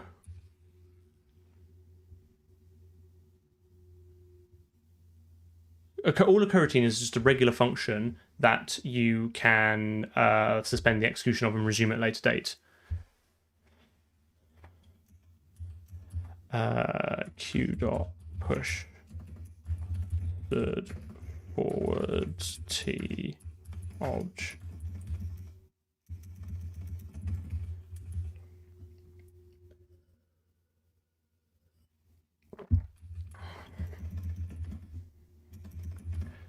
right. Yeah, so in C++, if you use co-await, co-return, or co-yield, then that function becomes a coroutine, and there's a whole load of governance that goes along with that. I don't think we're going to get a chance to that today, but we'll do that Wednesday. I just want to get the thread pool going, right? Okay, so I think that's fine. So thread pool is then going to have. Oh, I wish that was standardized. Include concurrency, concurrent queue. Let's go to concurrent queue. Let's make this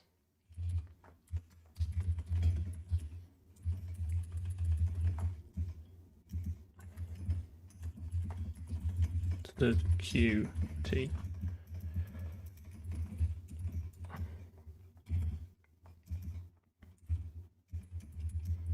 And then we can have a concurrent queue of job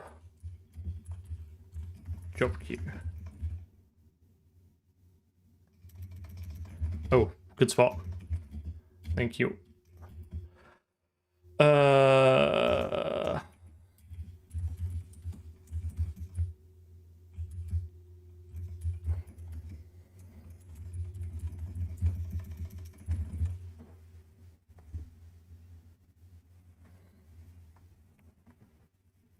Yeah, we've had coroutines since C++ 20. I really like coroutines. Big fan. A little bit complex to use because it's C++, but what are you going to do? Okay, so I think then this. If we do VS, if we do VS or where's all my code gone?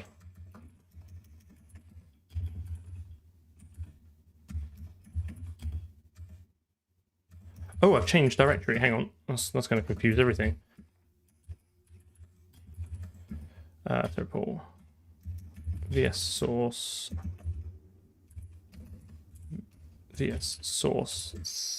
concurrency thread pool.cp, which include concurrency thread pool namespace if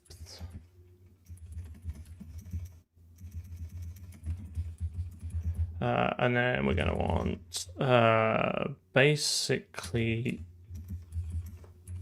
this, and then we can just fill in the implementation.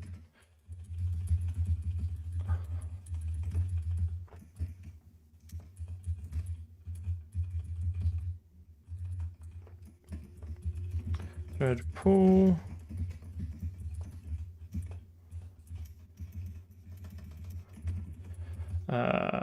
And then thread pool.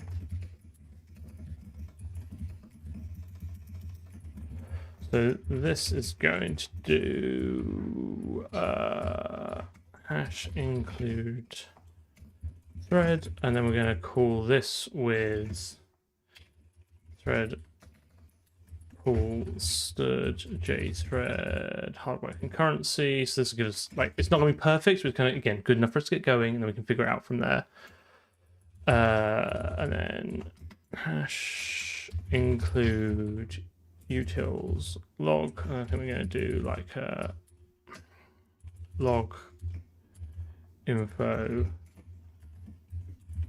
starting thread pool with workers.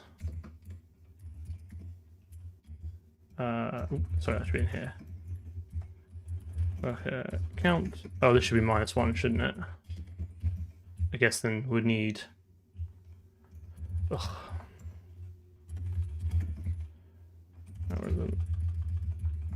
Third min 1u. Going to want at least one thread, but then we're going to reserve one for the main thread as well. So you always want at least one worker thread.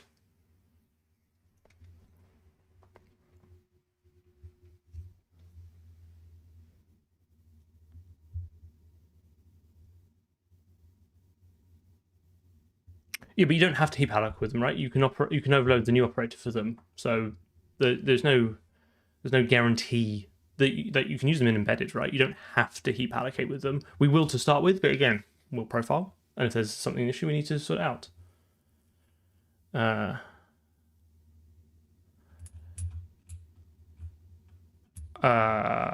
Okay, what we could actually do then is clamp one, and then like, I don't know, that's 32. Which way?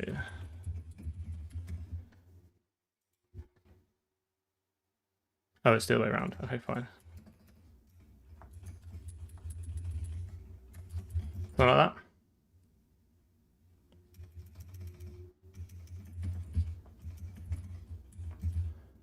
Have I got a wrong type? The view insensitivity. Which one's not match? I bet. What type does hardware concurrency return? Oh, if I subtracted one, have I accidentally promoted that to an integer? Oh, sorry, it's like a signed integer. It's just unsigned. What am I missing there?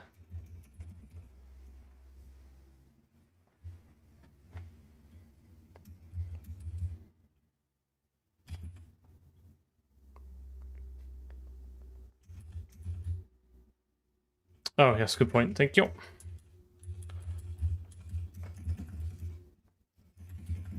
There you go. Right. So I'll start with that. Good spot. Okay, fine. So then we're going to do for auto could we use template expansion here? Or is that just gratuitous? Should we just use a boomer loop?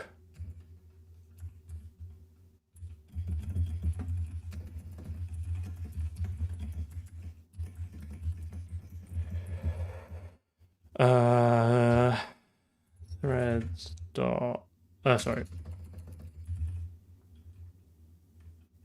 Workers dot pushback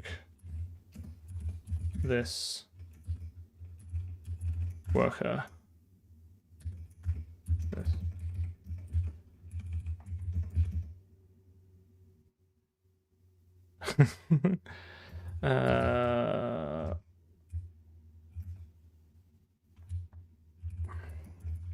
This is literally the reason I did this, isn't it? So let's do stop token. Stop token. And then this needs to be... It's Vittorio Romeo came up with it, by the way, if you're interested in sending him an angry email. He also works on... he also is a contributor to Simple Media, SMLF, Simple Media... The SDL alternative. Like, literally my brain cannot think of it now. SMFL. Yeah, that's it. It's also occasionally in the Discord.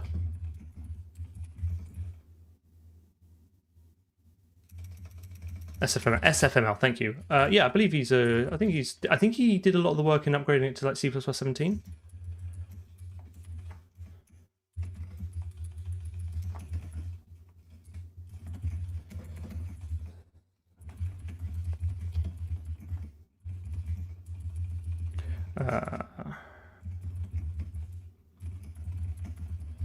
I think stop token is reference counted, so we'll move it just to save on an atomic increment, although it's actually kind of pointless here. What am I done wrong? What have I done wrong? Oh, I'm going to need to give it a name, aren't I? Const auto name equals stud format.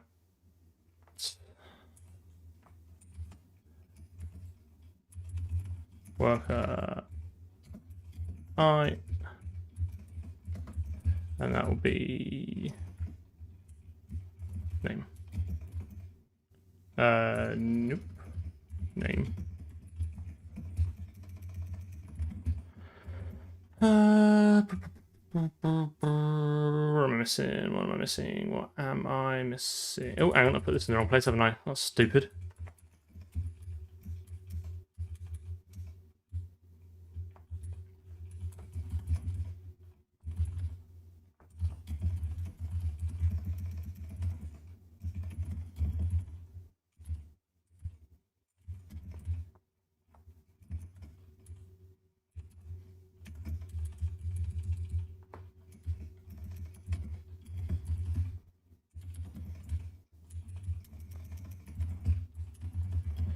return work count.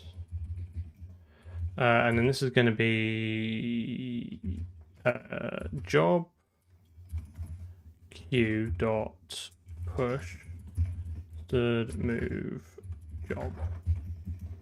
So throw queue, right? Okay, fine. So now we're at the worker. So it'll be like while. Hang on, let's do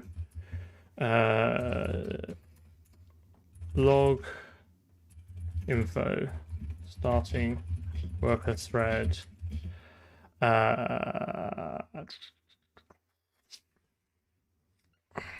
Std this thread PID. I suppose we have no way of knowing which thread object we are at this point, not without some extra machinery, and I don't really care for it. So while stop token dot stop requested. Well, more importantly, while not. And then we're going to do auto lock equals ooh, I think it's got to be unique lock here, hasn't it?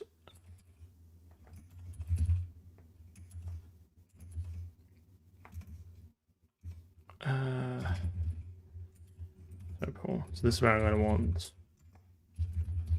Am I going to now end up with twice as many locks as I need to? Is that bad? Do I care?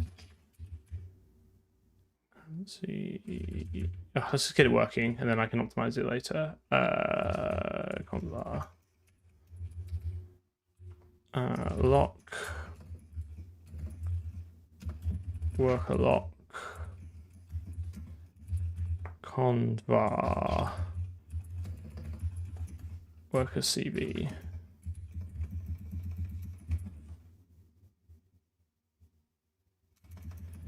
So this will be, when we push, we're going to want to do worker lock dot, sorry, worker CB dot notify one. I guess we want to only move one over because only one job's going to be able to do it. There's no point moving them all over, is there? And I guess if we added multiple jobs, we would then wake them all up. So auto lock equals worker lock, and then worker CV dot wait lock stop token this, and then return not job queue dot empty.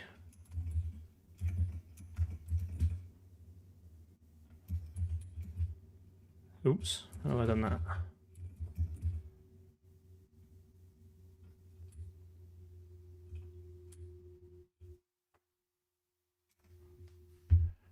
What have I done wrong?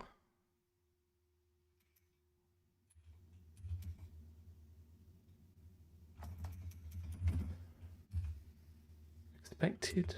Oh, for the namespace, sure. And then we do if stop token dot stop requested. Then break. Else we're going to have auto job equals an empty job to do. What we're going to do is we're going to scope this to here, and then we will do, if we get to this point, then there's a job in the queue and we hold the mutex.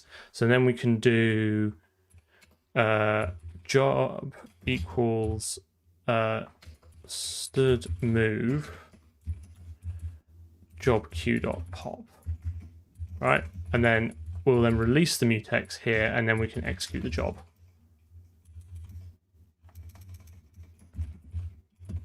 Moving a temporary object prevents copy elision. Oh, because it's PR value, isn't it? Because it returns by value, so it'll actually be a PR value, so I don't need to move it. That's fine. Get it for free. Nice, nice, nice, nice.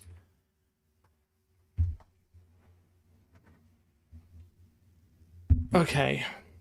Does that look sensible? Does that look sensible?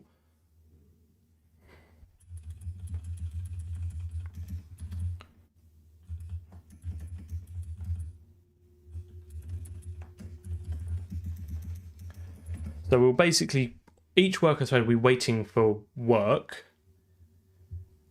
It will then wake up, acquire the mutex, and then it'll either, presumably, if it has the mutex, it'll then immediately check if there's work to do, otherwise it'll go back to sleep. If it has it, it'll wake up. It'll check if it was been woken because we've been signaled it. Does that mean we don't technically need this? I guess this prevents the case of the issue being if we start and immediately stop it, then we could be waiting forever here. So I think this probably does make sense. Also, I guess there's no point of going round if this is a long. I mean, the job shouldn't be that long running, but say during the execution of this job, we are signaled to stop, we will immediately stop here rather than having to go through the summon dance of trying to acquire the mutex and stuff. So I think that double check probably makes sense. I think that's kind of okay. I think the only thing I'm missing now is source concurrency convar.cpp, because this convar has these two here. Oh, should I just make it header only? No, let's try and be diligent.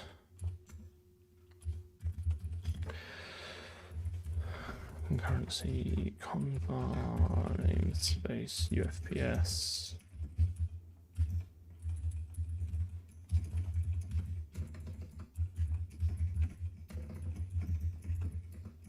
It's got the Queco seal of approval, so that's okay. cv.notify1 notify 4. Okay.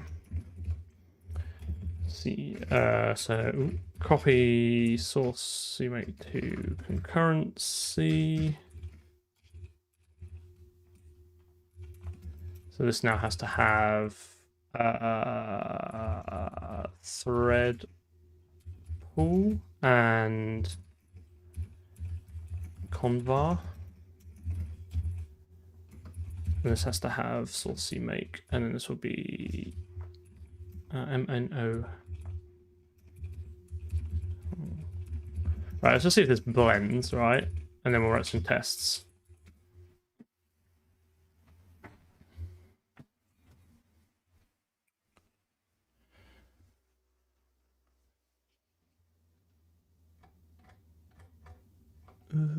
Thread pool to CPP, sir. CPP.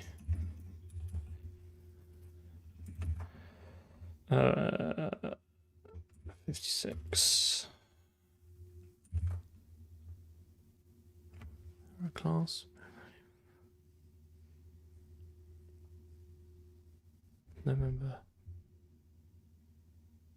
Oh, is it front? It's the front of the queue. It's the top of the stack, isn't it?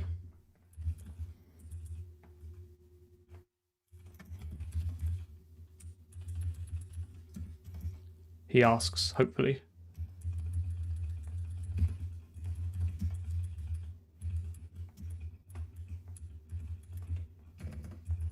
Yes.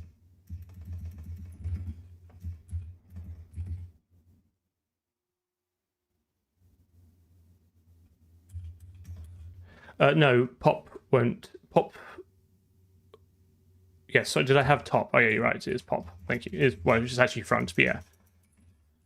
I use... what font do I use? I use Fira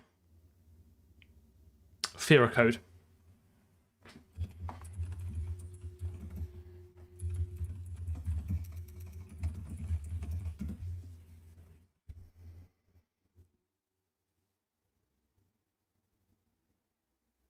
Oh, build, so it must work. Okay. E tests thread pool tests dot cp, which include test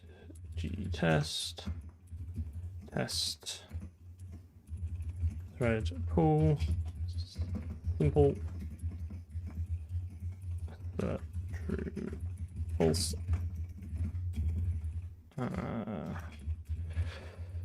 CMake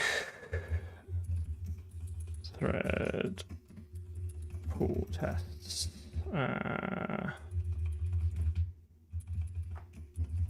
okay. should pick those up. Cool, good numbers today. Hello, everyone. Okay, perfect. Right, so now I'm testing. Let's write ourselves a simple thread pool test. Let's bring in a hash include unordered set. Okay, it's like plus don't. I can't really test for plus don't deadlock. So it's only going to be testing like the bare mechanics of it. So it's not going to be using fibers, but it's going to be using cooperative. That's the word I was looking for, cooperative scheduling. So it's going to use coroutines, and it's not going to have like a massive, like the Destiny 2 one, which is I think has like a DAG, right? So there's like a dependency graph. This is going to be like the game itself is going to run sequentially at steps. So it's going to be like I need to do a thing, do a thing, do a thing. So like process input, run physics, update enemies, blah blah blah blah blah blah. And then but each of those steps, right? So they're going to avoid data races and to make things as simple as possible for myself. Those will always run in order on the main thread, okay? And the main thread is and then therefore the main thread can mutate, is allowed to mutate to state. And you guarantee by the time you get to the render command at the end that everything should be up to date. But what each of those sub steps is allowed to do is allowed to use the thread pool to make its work happen as fast as possible, and also handle things like timers and things like that. So like, oh, I need a light to go off in 5 seconds. Well, we'll just schedule a task to run in 5 seconds where it switches the light off. Do you know what I mean? That kind of thing. We need to spawn an enemy in 10 seconds. That can be that. So that's kind of, it's not going to be the most performant, but I think it's going to make some more use of our threads, basically. Still renders everything. Well, no, I'm probably just going to do it all on the main thread, right? If we need to build the command buffers multi-threaded, they can make use of the job system, but the kind of the ethos will be that jobs are very kind of like selective with the state they mutate. If an object has a task associated with it, it can mutate its own task. So you might attach a task to a light to pulse it, but no one else is allowed to mutate that light, and no one else is allowed to add or delete lights until that's finished. So that's kind of it. Like it's kind of like a simple-ish way, like of not making my life too difficult, but also getting a bit more performance out of it. Since 4.6, mate, since like 2017. If we go down to here, there you go, build the command buffer, and then we draw basically everything with a single command.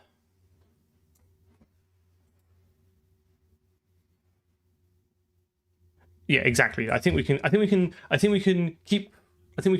as much as we can, have something interesting to develop and talk about, and not make life too difficult for ourselves. And I think if we can just like take Jolt and just like mash it into our job system, then I think we're kind of on the way. Okay, so let's do hash include concurrency thread pool.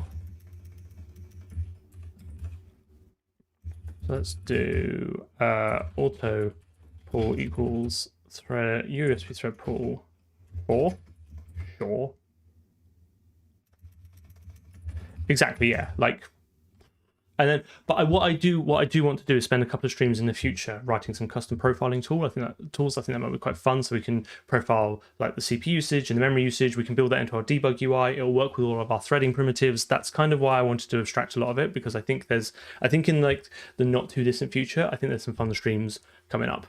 I mean, they're all fun streams, obviously, but you know, some extra fun streams.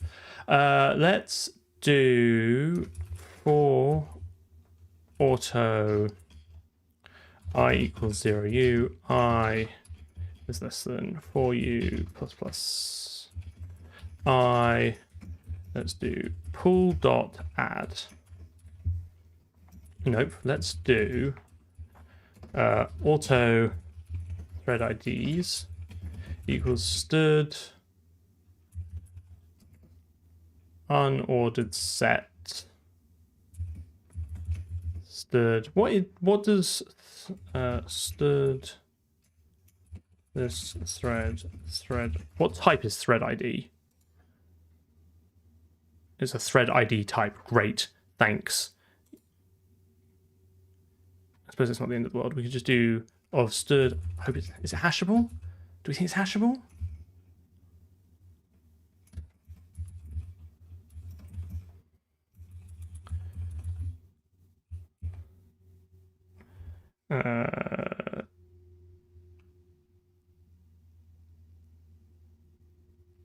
Is that going to work? I suppose they. Oh, no, because I can't do that across. No, hang on. No, change my mind. I'll use that in a minute.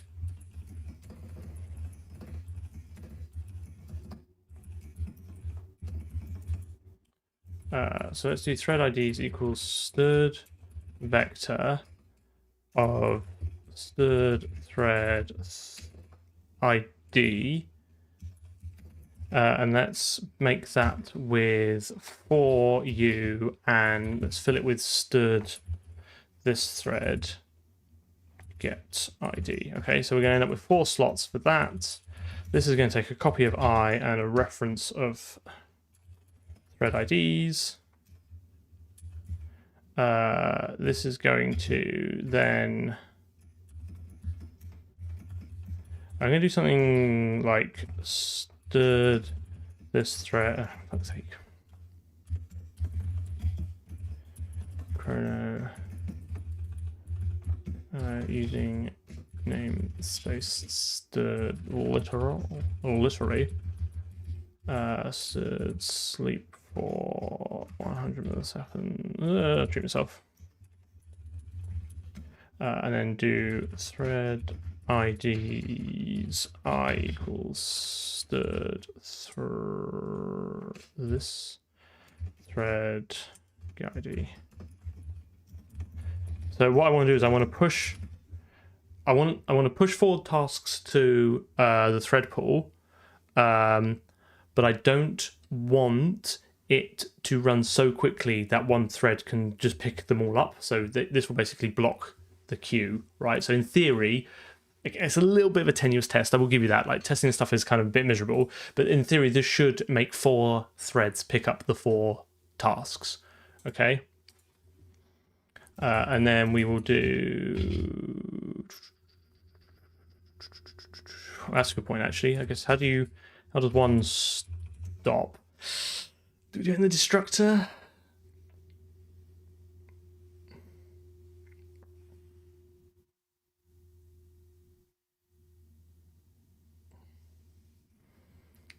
I guess it is technically part of the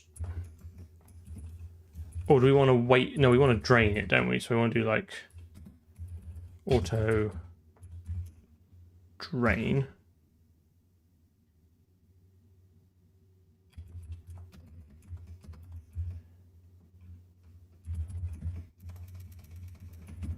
Is that right? I'm now worried I'm adding functionality that I don't necessarily need yet. If I want to wait until they're all done.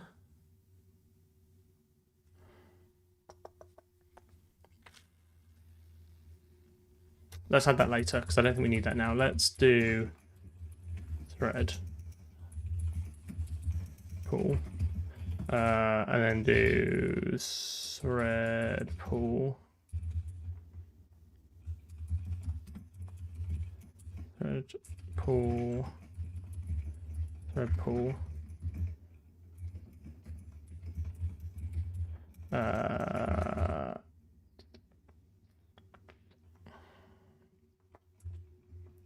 For auto thread in workers, we do thread dot request stop. All right, and then it'll go out of scope and it'll automatically join them. What would I need a barrier for? Isn't barrier quite heavyweight?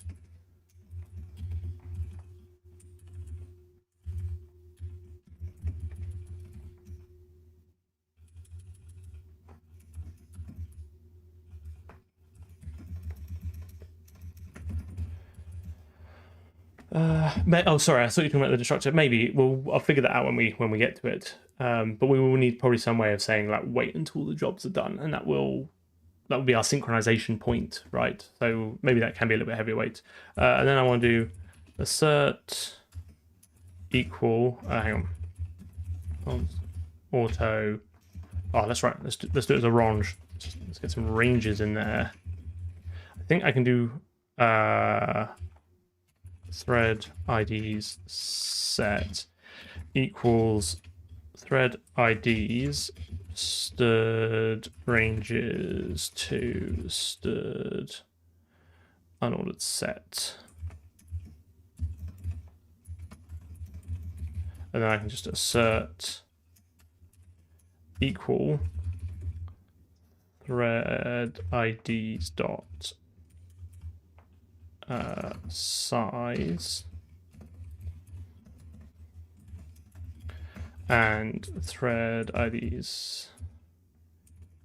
That'll check they're all unique, right?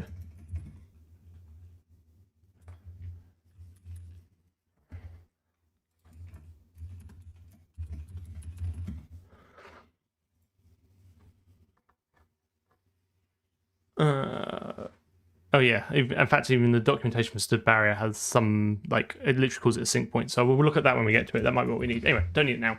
I think that's fine, isn't it? Right, that would basically check that. I suppose we want technically as well. Assert false third ranges any of thread IDs set stirred this thread get ID. Is there going to be a lambda on the end, or can I do it by value? I want to check they all ran on some other thread. Is a predicate. Okay, fine.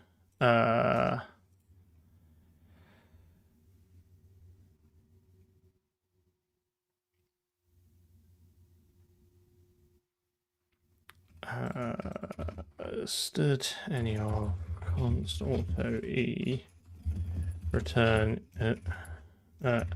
e equals stirred this thread return stirred this thread get ID. Oops, hang on.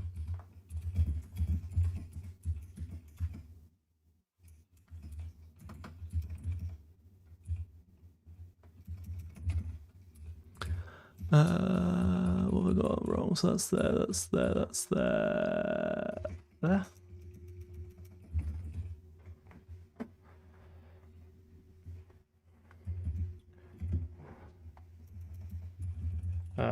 Is it in algorithm?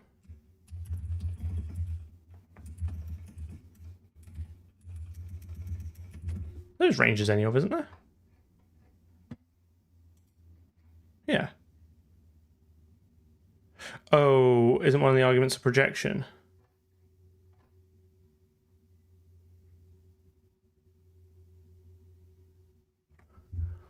Oh, no, predicate, that's fine. Any of. Oh, it's gone now. Fine. Just took a while to catch up.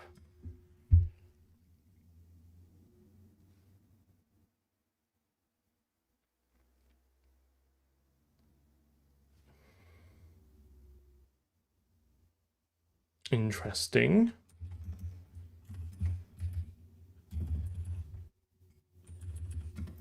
Did I just forget to set that? I think I forgot to set it. I did. Well, absolute fool. Well, that caught a bug.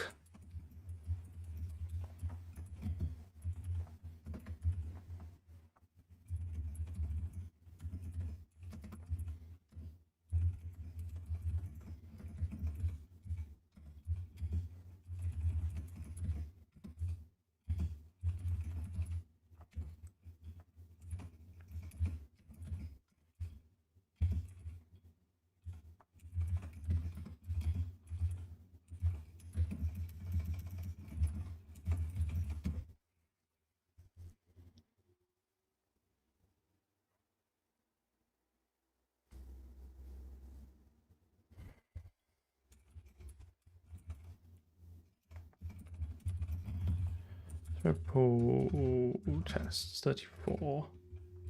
Oh, hang on. Oh, interesting. It's this, isn't it? It's why is it?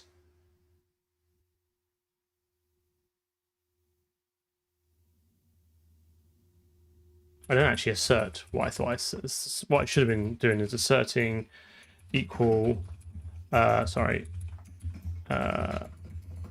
Pool dot work account for you, which was still a bug, but I wasn't actually checking for it. Let's just check out. Ooh. How strange. I wonder why is my code bad, or is my code shit, or my test shit? There you go. It's actually starting up workers, right? Starting thread with 4 workers. So each one of those, correct me if I'm wrong, pushes a job to the queue, which is thread safe, notifies a thread to pick it up, and then when it picks it up and executes it, it should sleep, unless 200 milliseconds is too low, and it's just, and it is just rattling through them so quickly. Thread IDs is not safe. It should be, because I've sized it to 4, right? And then I'm just using the index.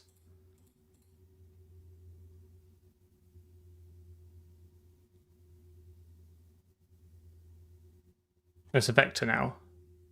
So that should be right, isn't it? Because it's just going to give it 4 instances. Yeah, so sorry, I changed it so I could do that. No. I was doing that before and then I changed it. Why is this? Who is picking up the work then? So let's do, it's not great, but let's do,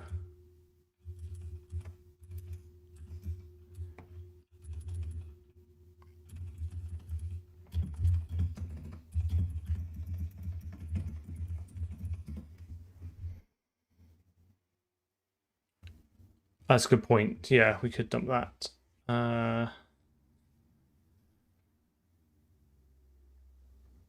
Oh, and none of them picking up the work. Oh, I do need drain because I'm basically telling all the threads to stop, right? When this goes out of scope, aren't I immediately? I bet if I did something like stood, this is not the solution.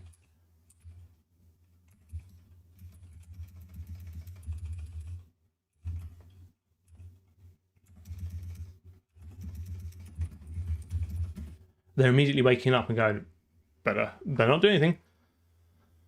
Potentially, is that right? There you go. Yeah, okay, fine. So we do need drain. So what are we looking at? Stood barrier. So stood barrier. I don't think I've ever used a stood barrier before, so this will be fun. Provides a thread correlation that blocks a group of threads of known size until all threads in the group have reached the barrier.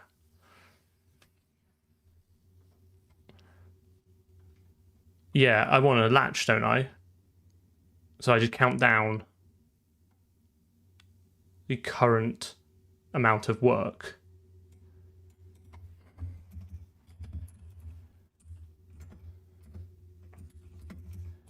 Can I reset a latch?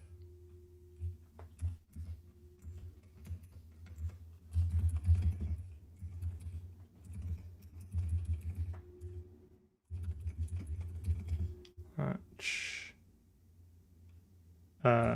Job latch.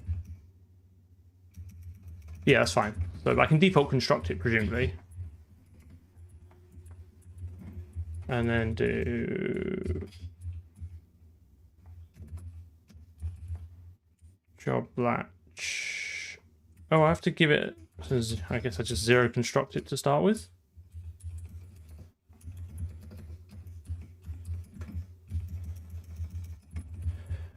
Well, hang on, no, that's not going to work for me, is it? Because I can't.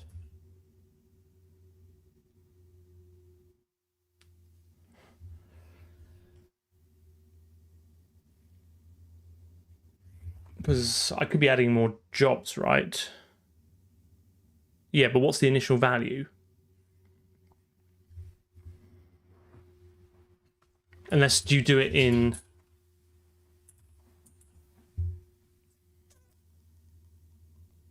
I think, don't I just want to wait on atomic here? Isn't this... don't I actually want...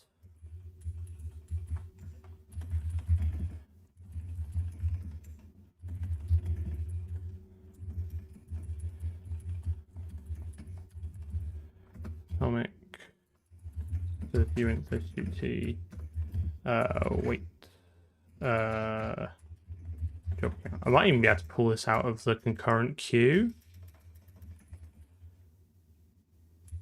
And then I'm going to thread pull, and then we're going to do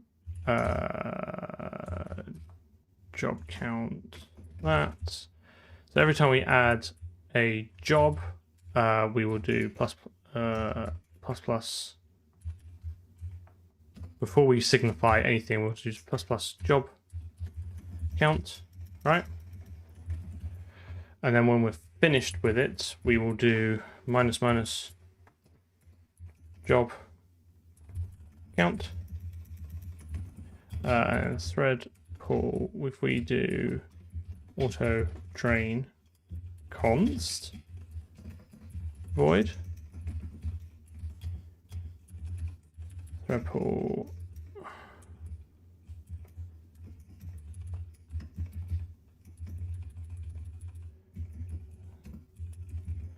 thread pull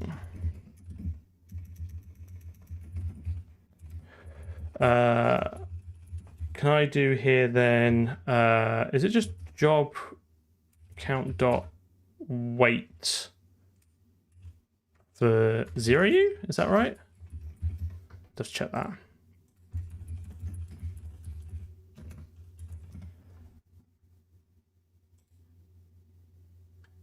Yeah, I'm just stuck with Neobim, I'm afraid. Wait, block the thread until notified and the atomic value changes.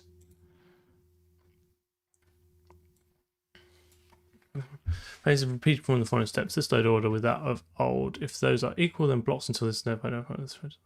Oh, have I got a notify though? Outstanding tasks. When the task was... Wait. Oh, so they have a separate... Yeah, so they have a bool chart. That's fine, we can add that. I think that's probably makes more sense. Is there a race condition where you add more? No, because you're always going to want to flush all the work, even if someone adds more. So we're going to do stirred atomic bool. I think I might want to roll this into the concurrent queue, maybe. But for now, let's stick it here.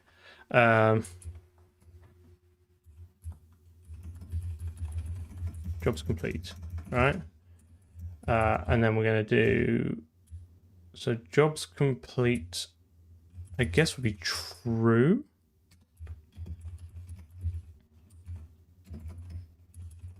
Right? So then when we do jobs complete equals false. And then down here we'll do if job count equals 0, u, then we'll do jobs complete equals true, jobs complete dot notify 1, because only one person should be waiting on this, which would be us if we are, and then we will do jobs can wait wait for that to be true. We happy with that? You need to block the queue though from inserting.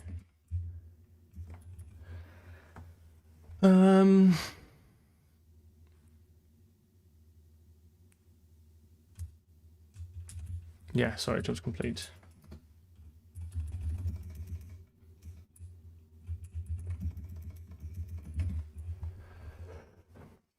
Yes, because if we notify here, can I basically do like almost like a CAS?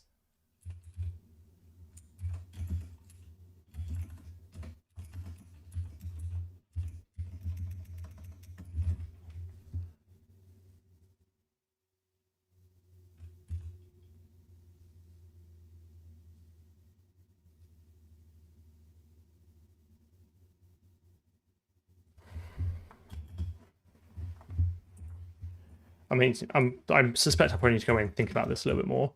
So in fact, actually, we now don't need to do this, because what we should now be able to do is do pool.drain and wait for all those to finish.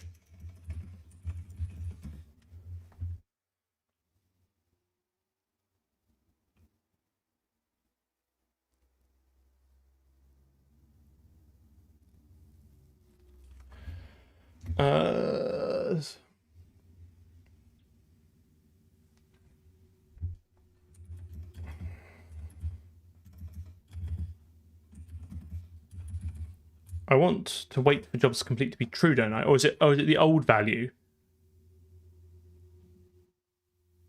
Ah, yes, you're right. Well, I'm surprised that works. Yeah, I mean, we'll tweak this as we go along. Like that might need to be a little bit more robust.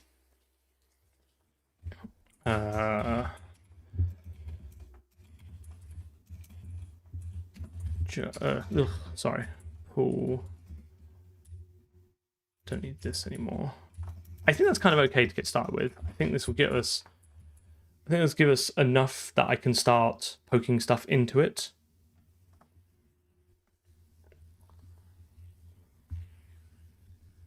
I need to think about jobs that spawn child jobs.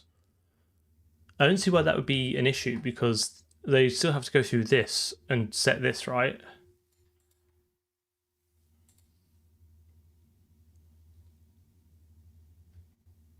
And they would still have one in the queue. Like if you are currently executing a child job, then you will this will never be true, right? Because you would always increment it here, because you don't increment it till the job is complete. So if this here adds more jobs, that's fine, because this by definition has to atomically be greater than 0.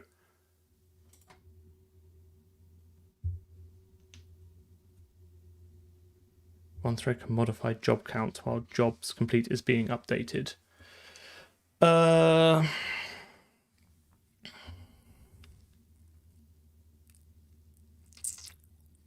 So 2 threads come along.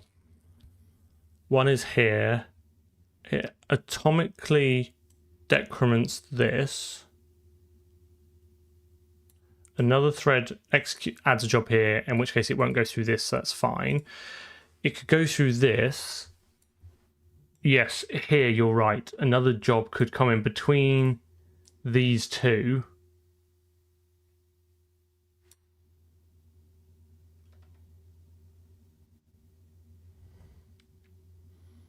But if I notify this, right, if this notifies and wakes up, isn't this basically doing the compare and swap almost? Like, because then this will wake up, it'll go back round and it'll see, oh, I've now had another job added, so I'll go back to waiting.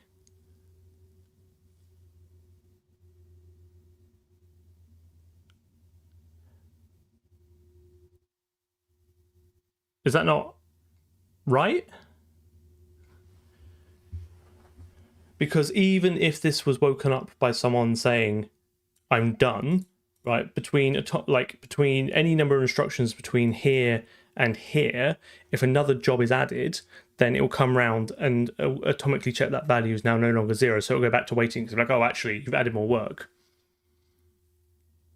I think the only issue is, okay, after this has been checked, like when we get to like here, another job has been added. That's the race.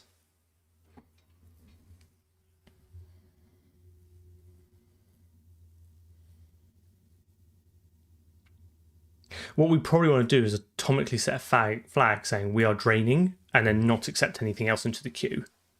I wonder if that would work.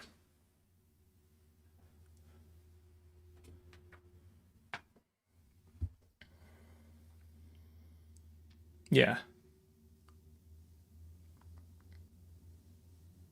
Well, this is why I think these flags should be part of the queue, the concurrent queue. Yeah, but then, like, how long do you drain for, right? You could just drain in a loop forever. There's no guarantee. What you want is a guarantee that it's done.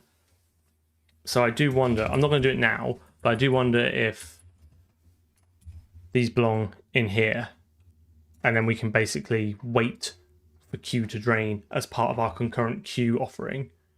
Because then we can basically say we're not accepting any more work. I don't know what you do with that. Just throw it on the ground, I guess. I think that's fine. Like, I think to be honest, I think we've done quite a lot today. I'm just gonna add lock class. What was I?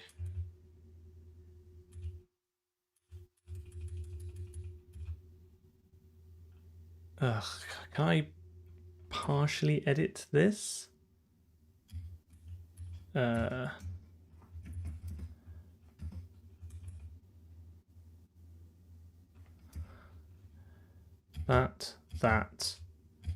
and that. There you go.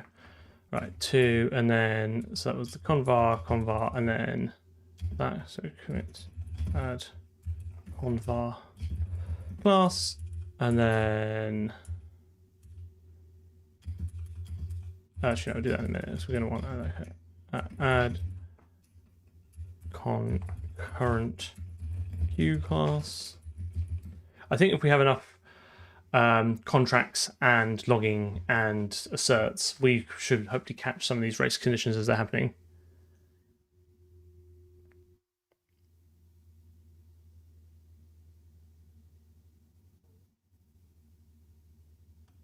Yeah, I think, to be honest, again, I think this is a good first pass.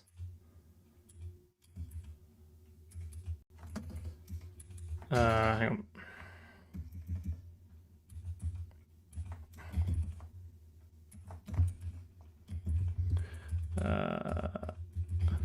Add thread pull class and test. Okay, stick that in the git hole. That's going to be stream 27. Okay, right. Plan.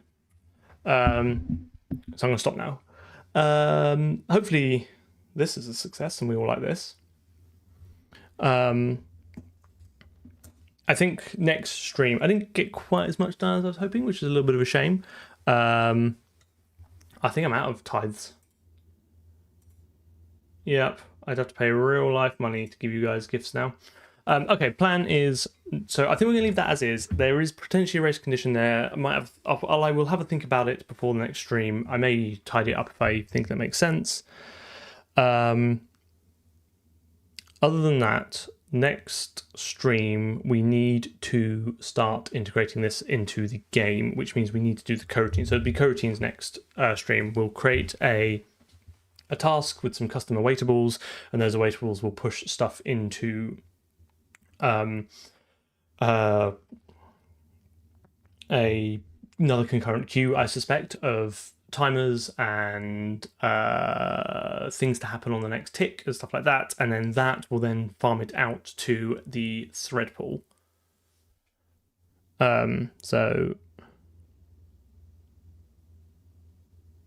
yeah, exactly. We'll figure it out. But yeah, so it's going to be coroutines next, and we're going to use that to get our stuff into the job system. So it should be fun. I think it should be fun. What I'm hoping we can end up with is some nice.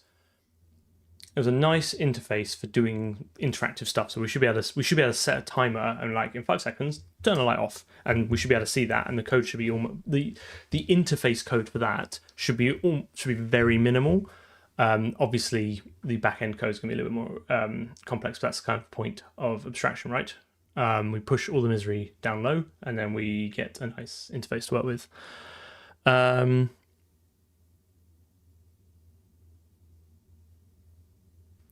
I know, you can see me in the play button.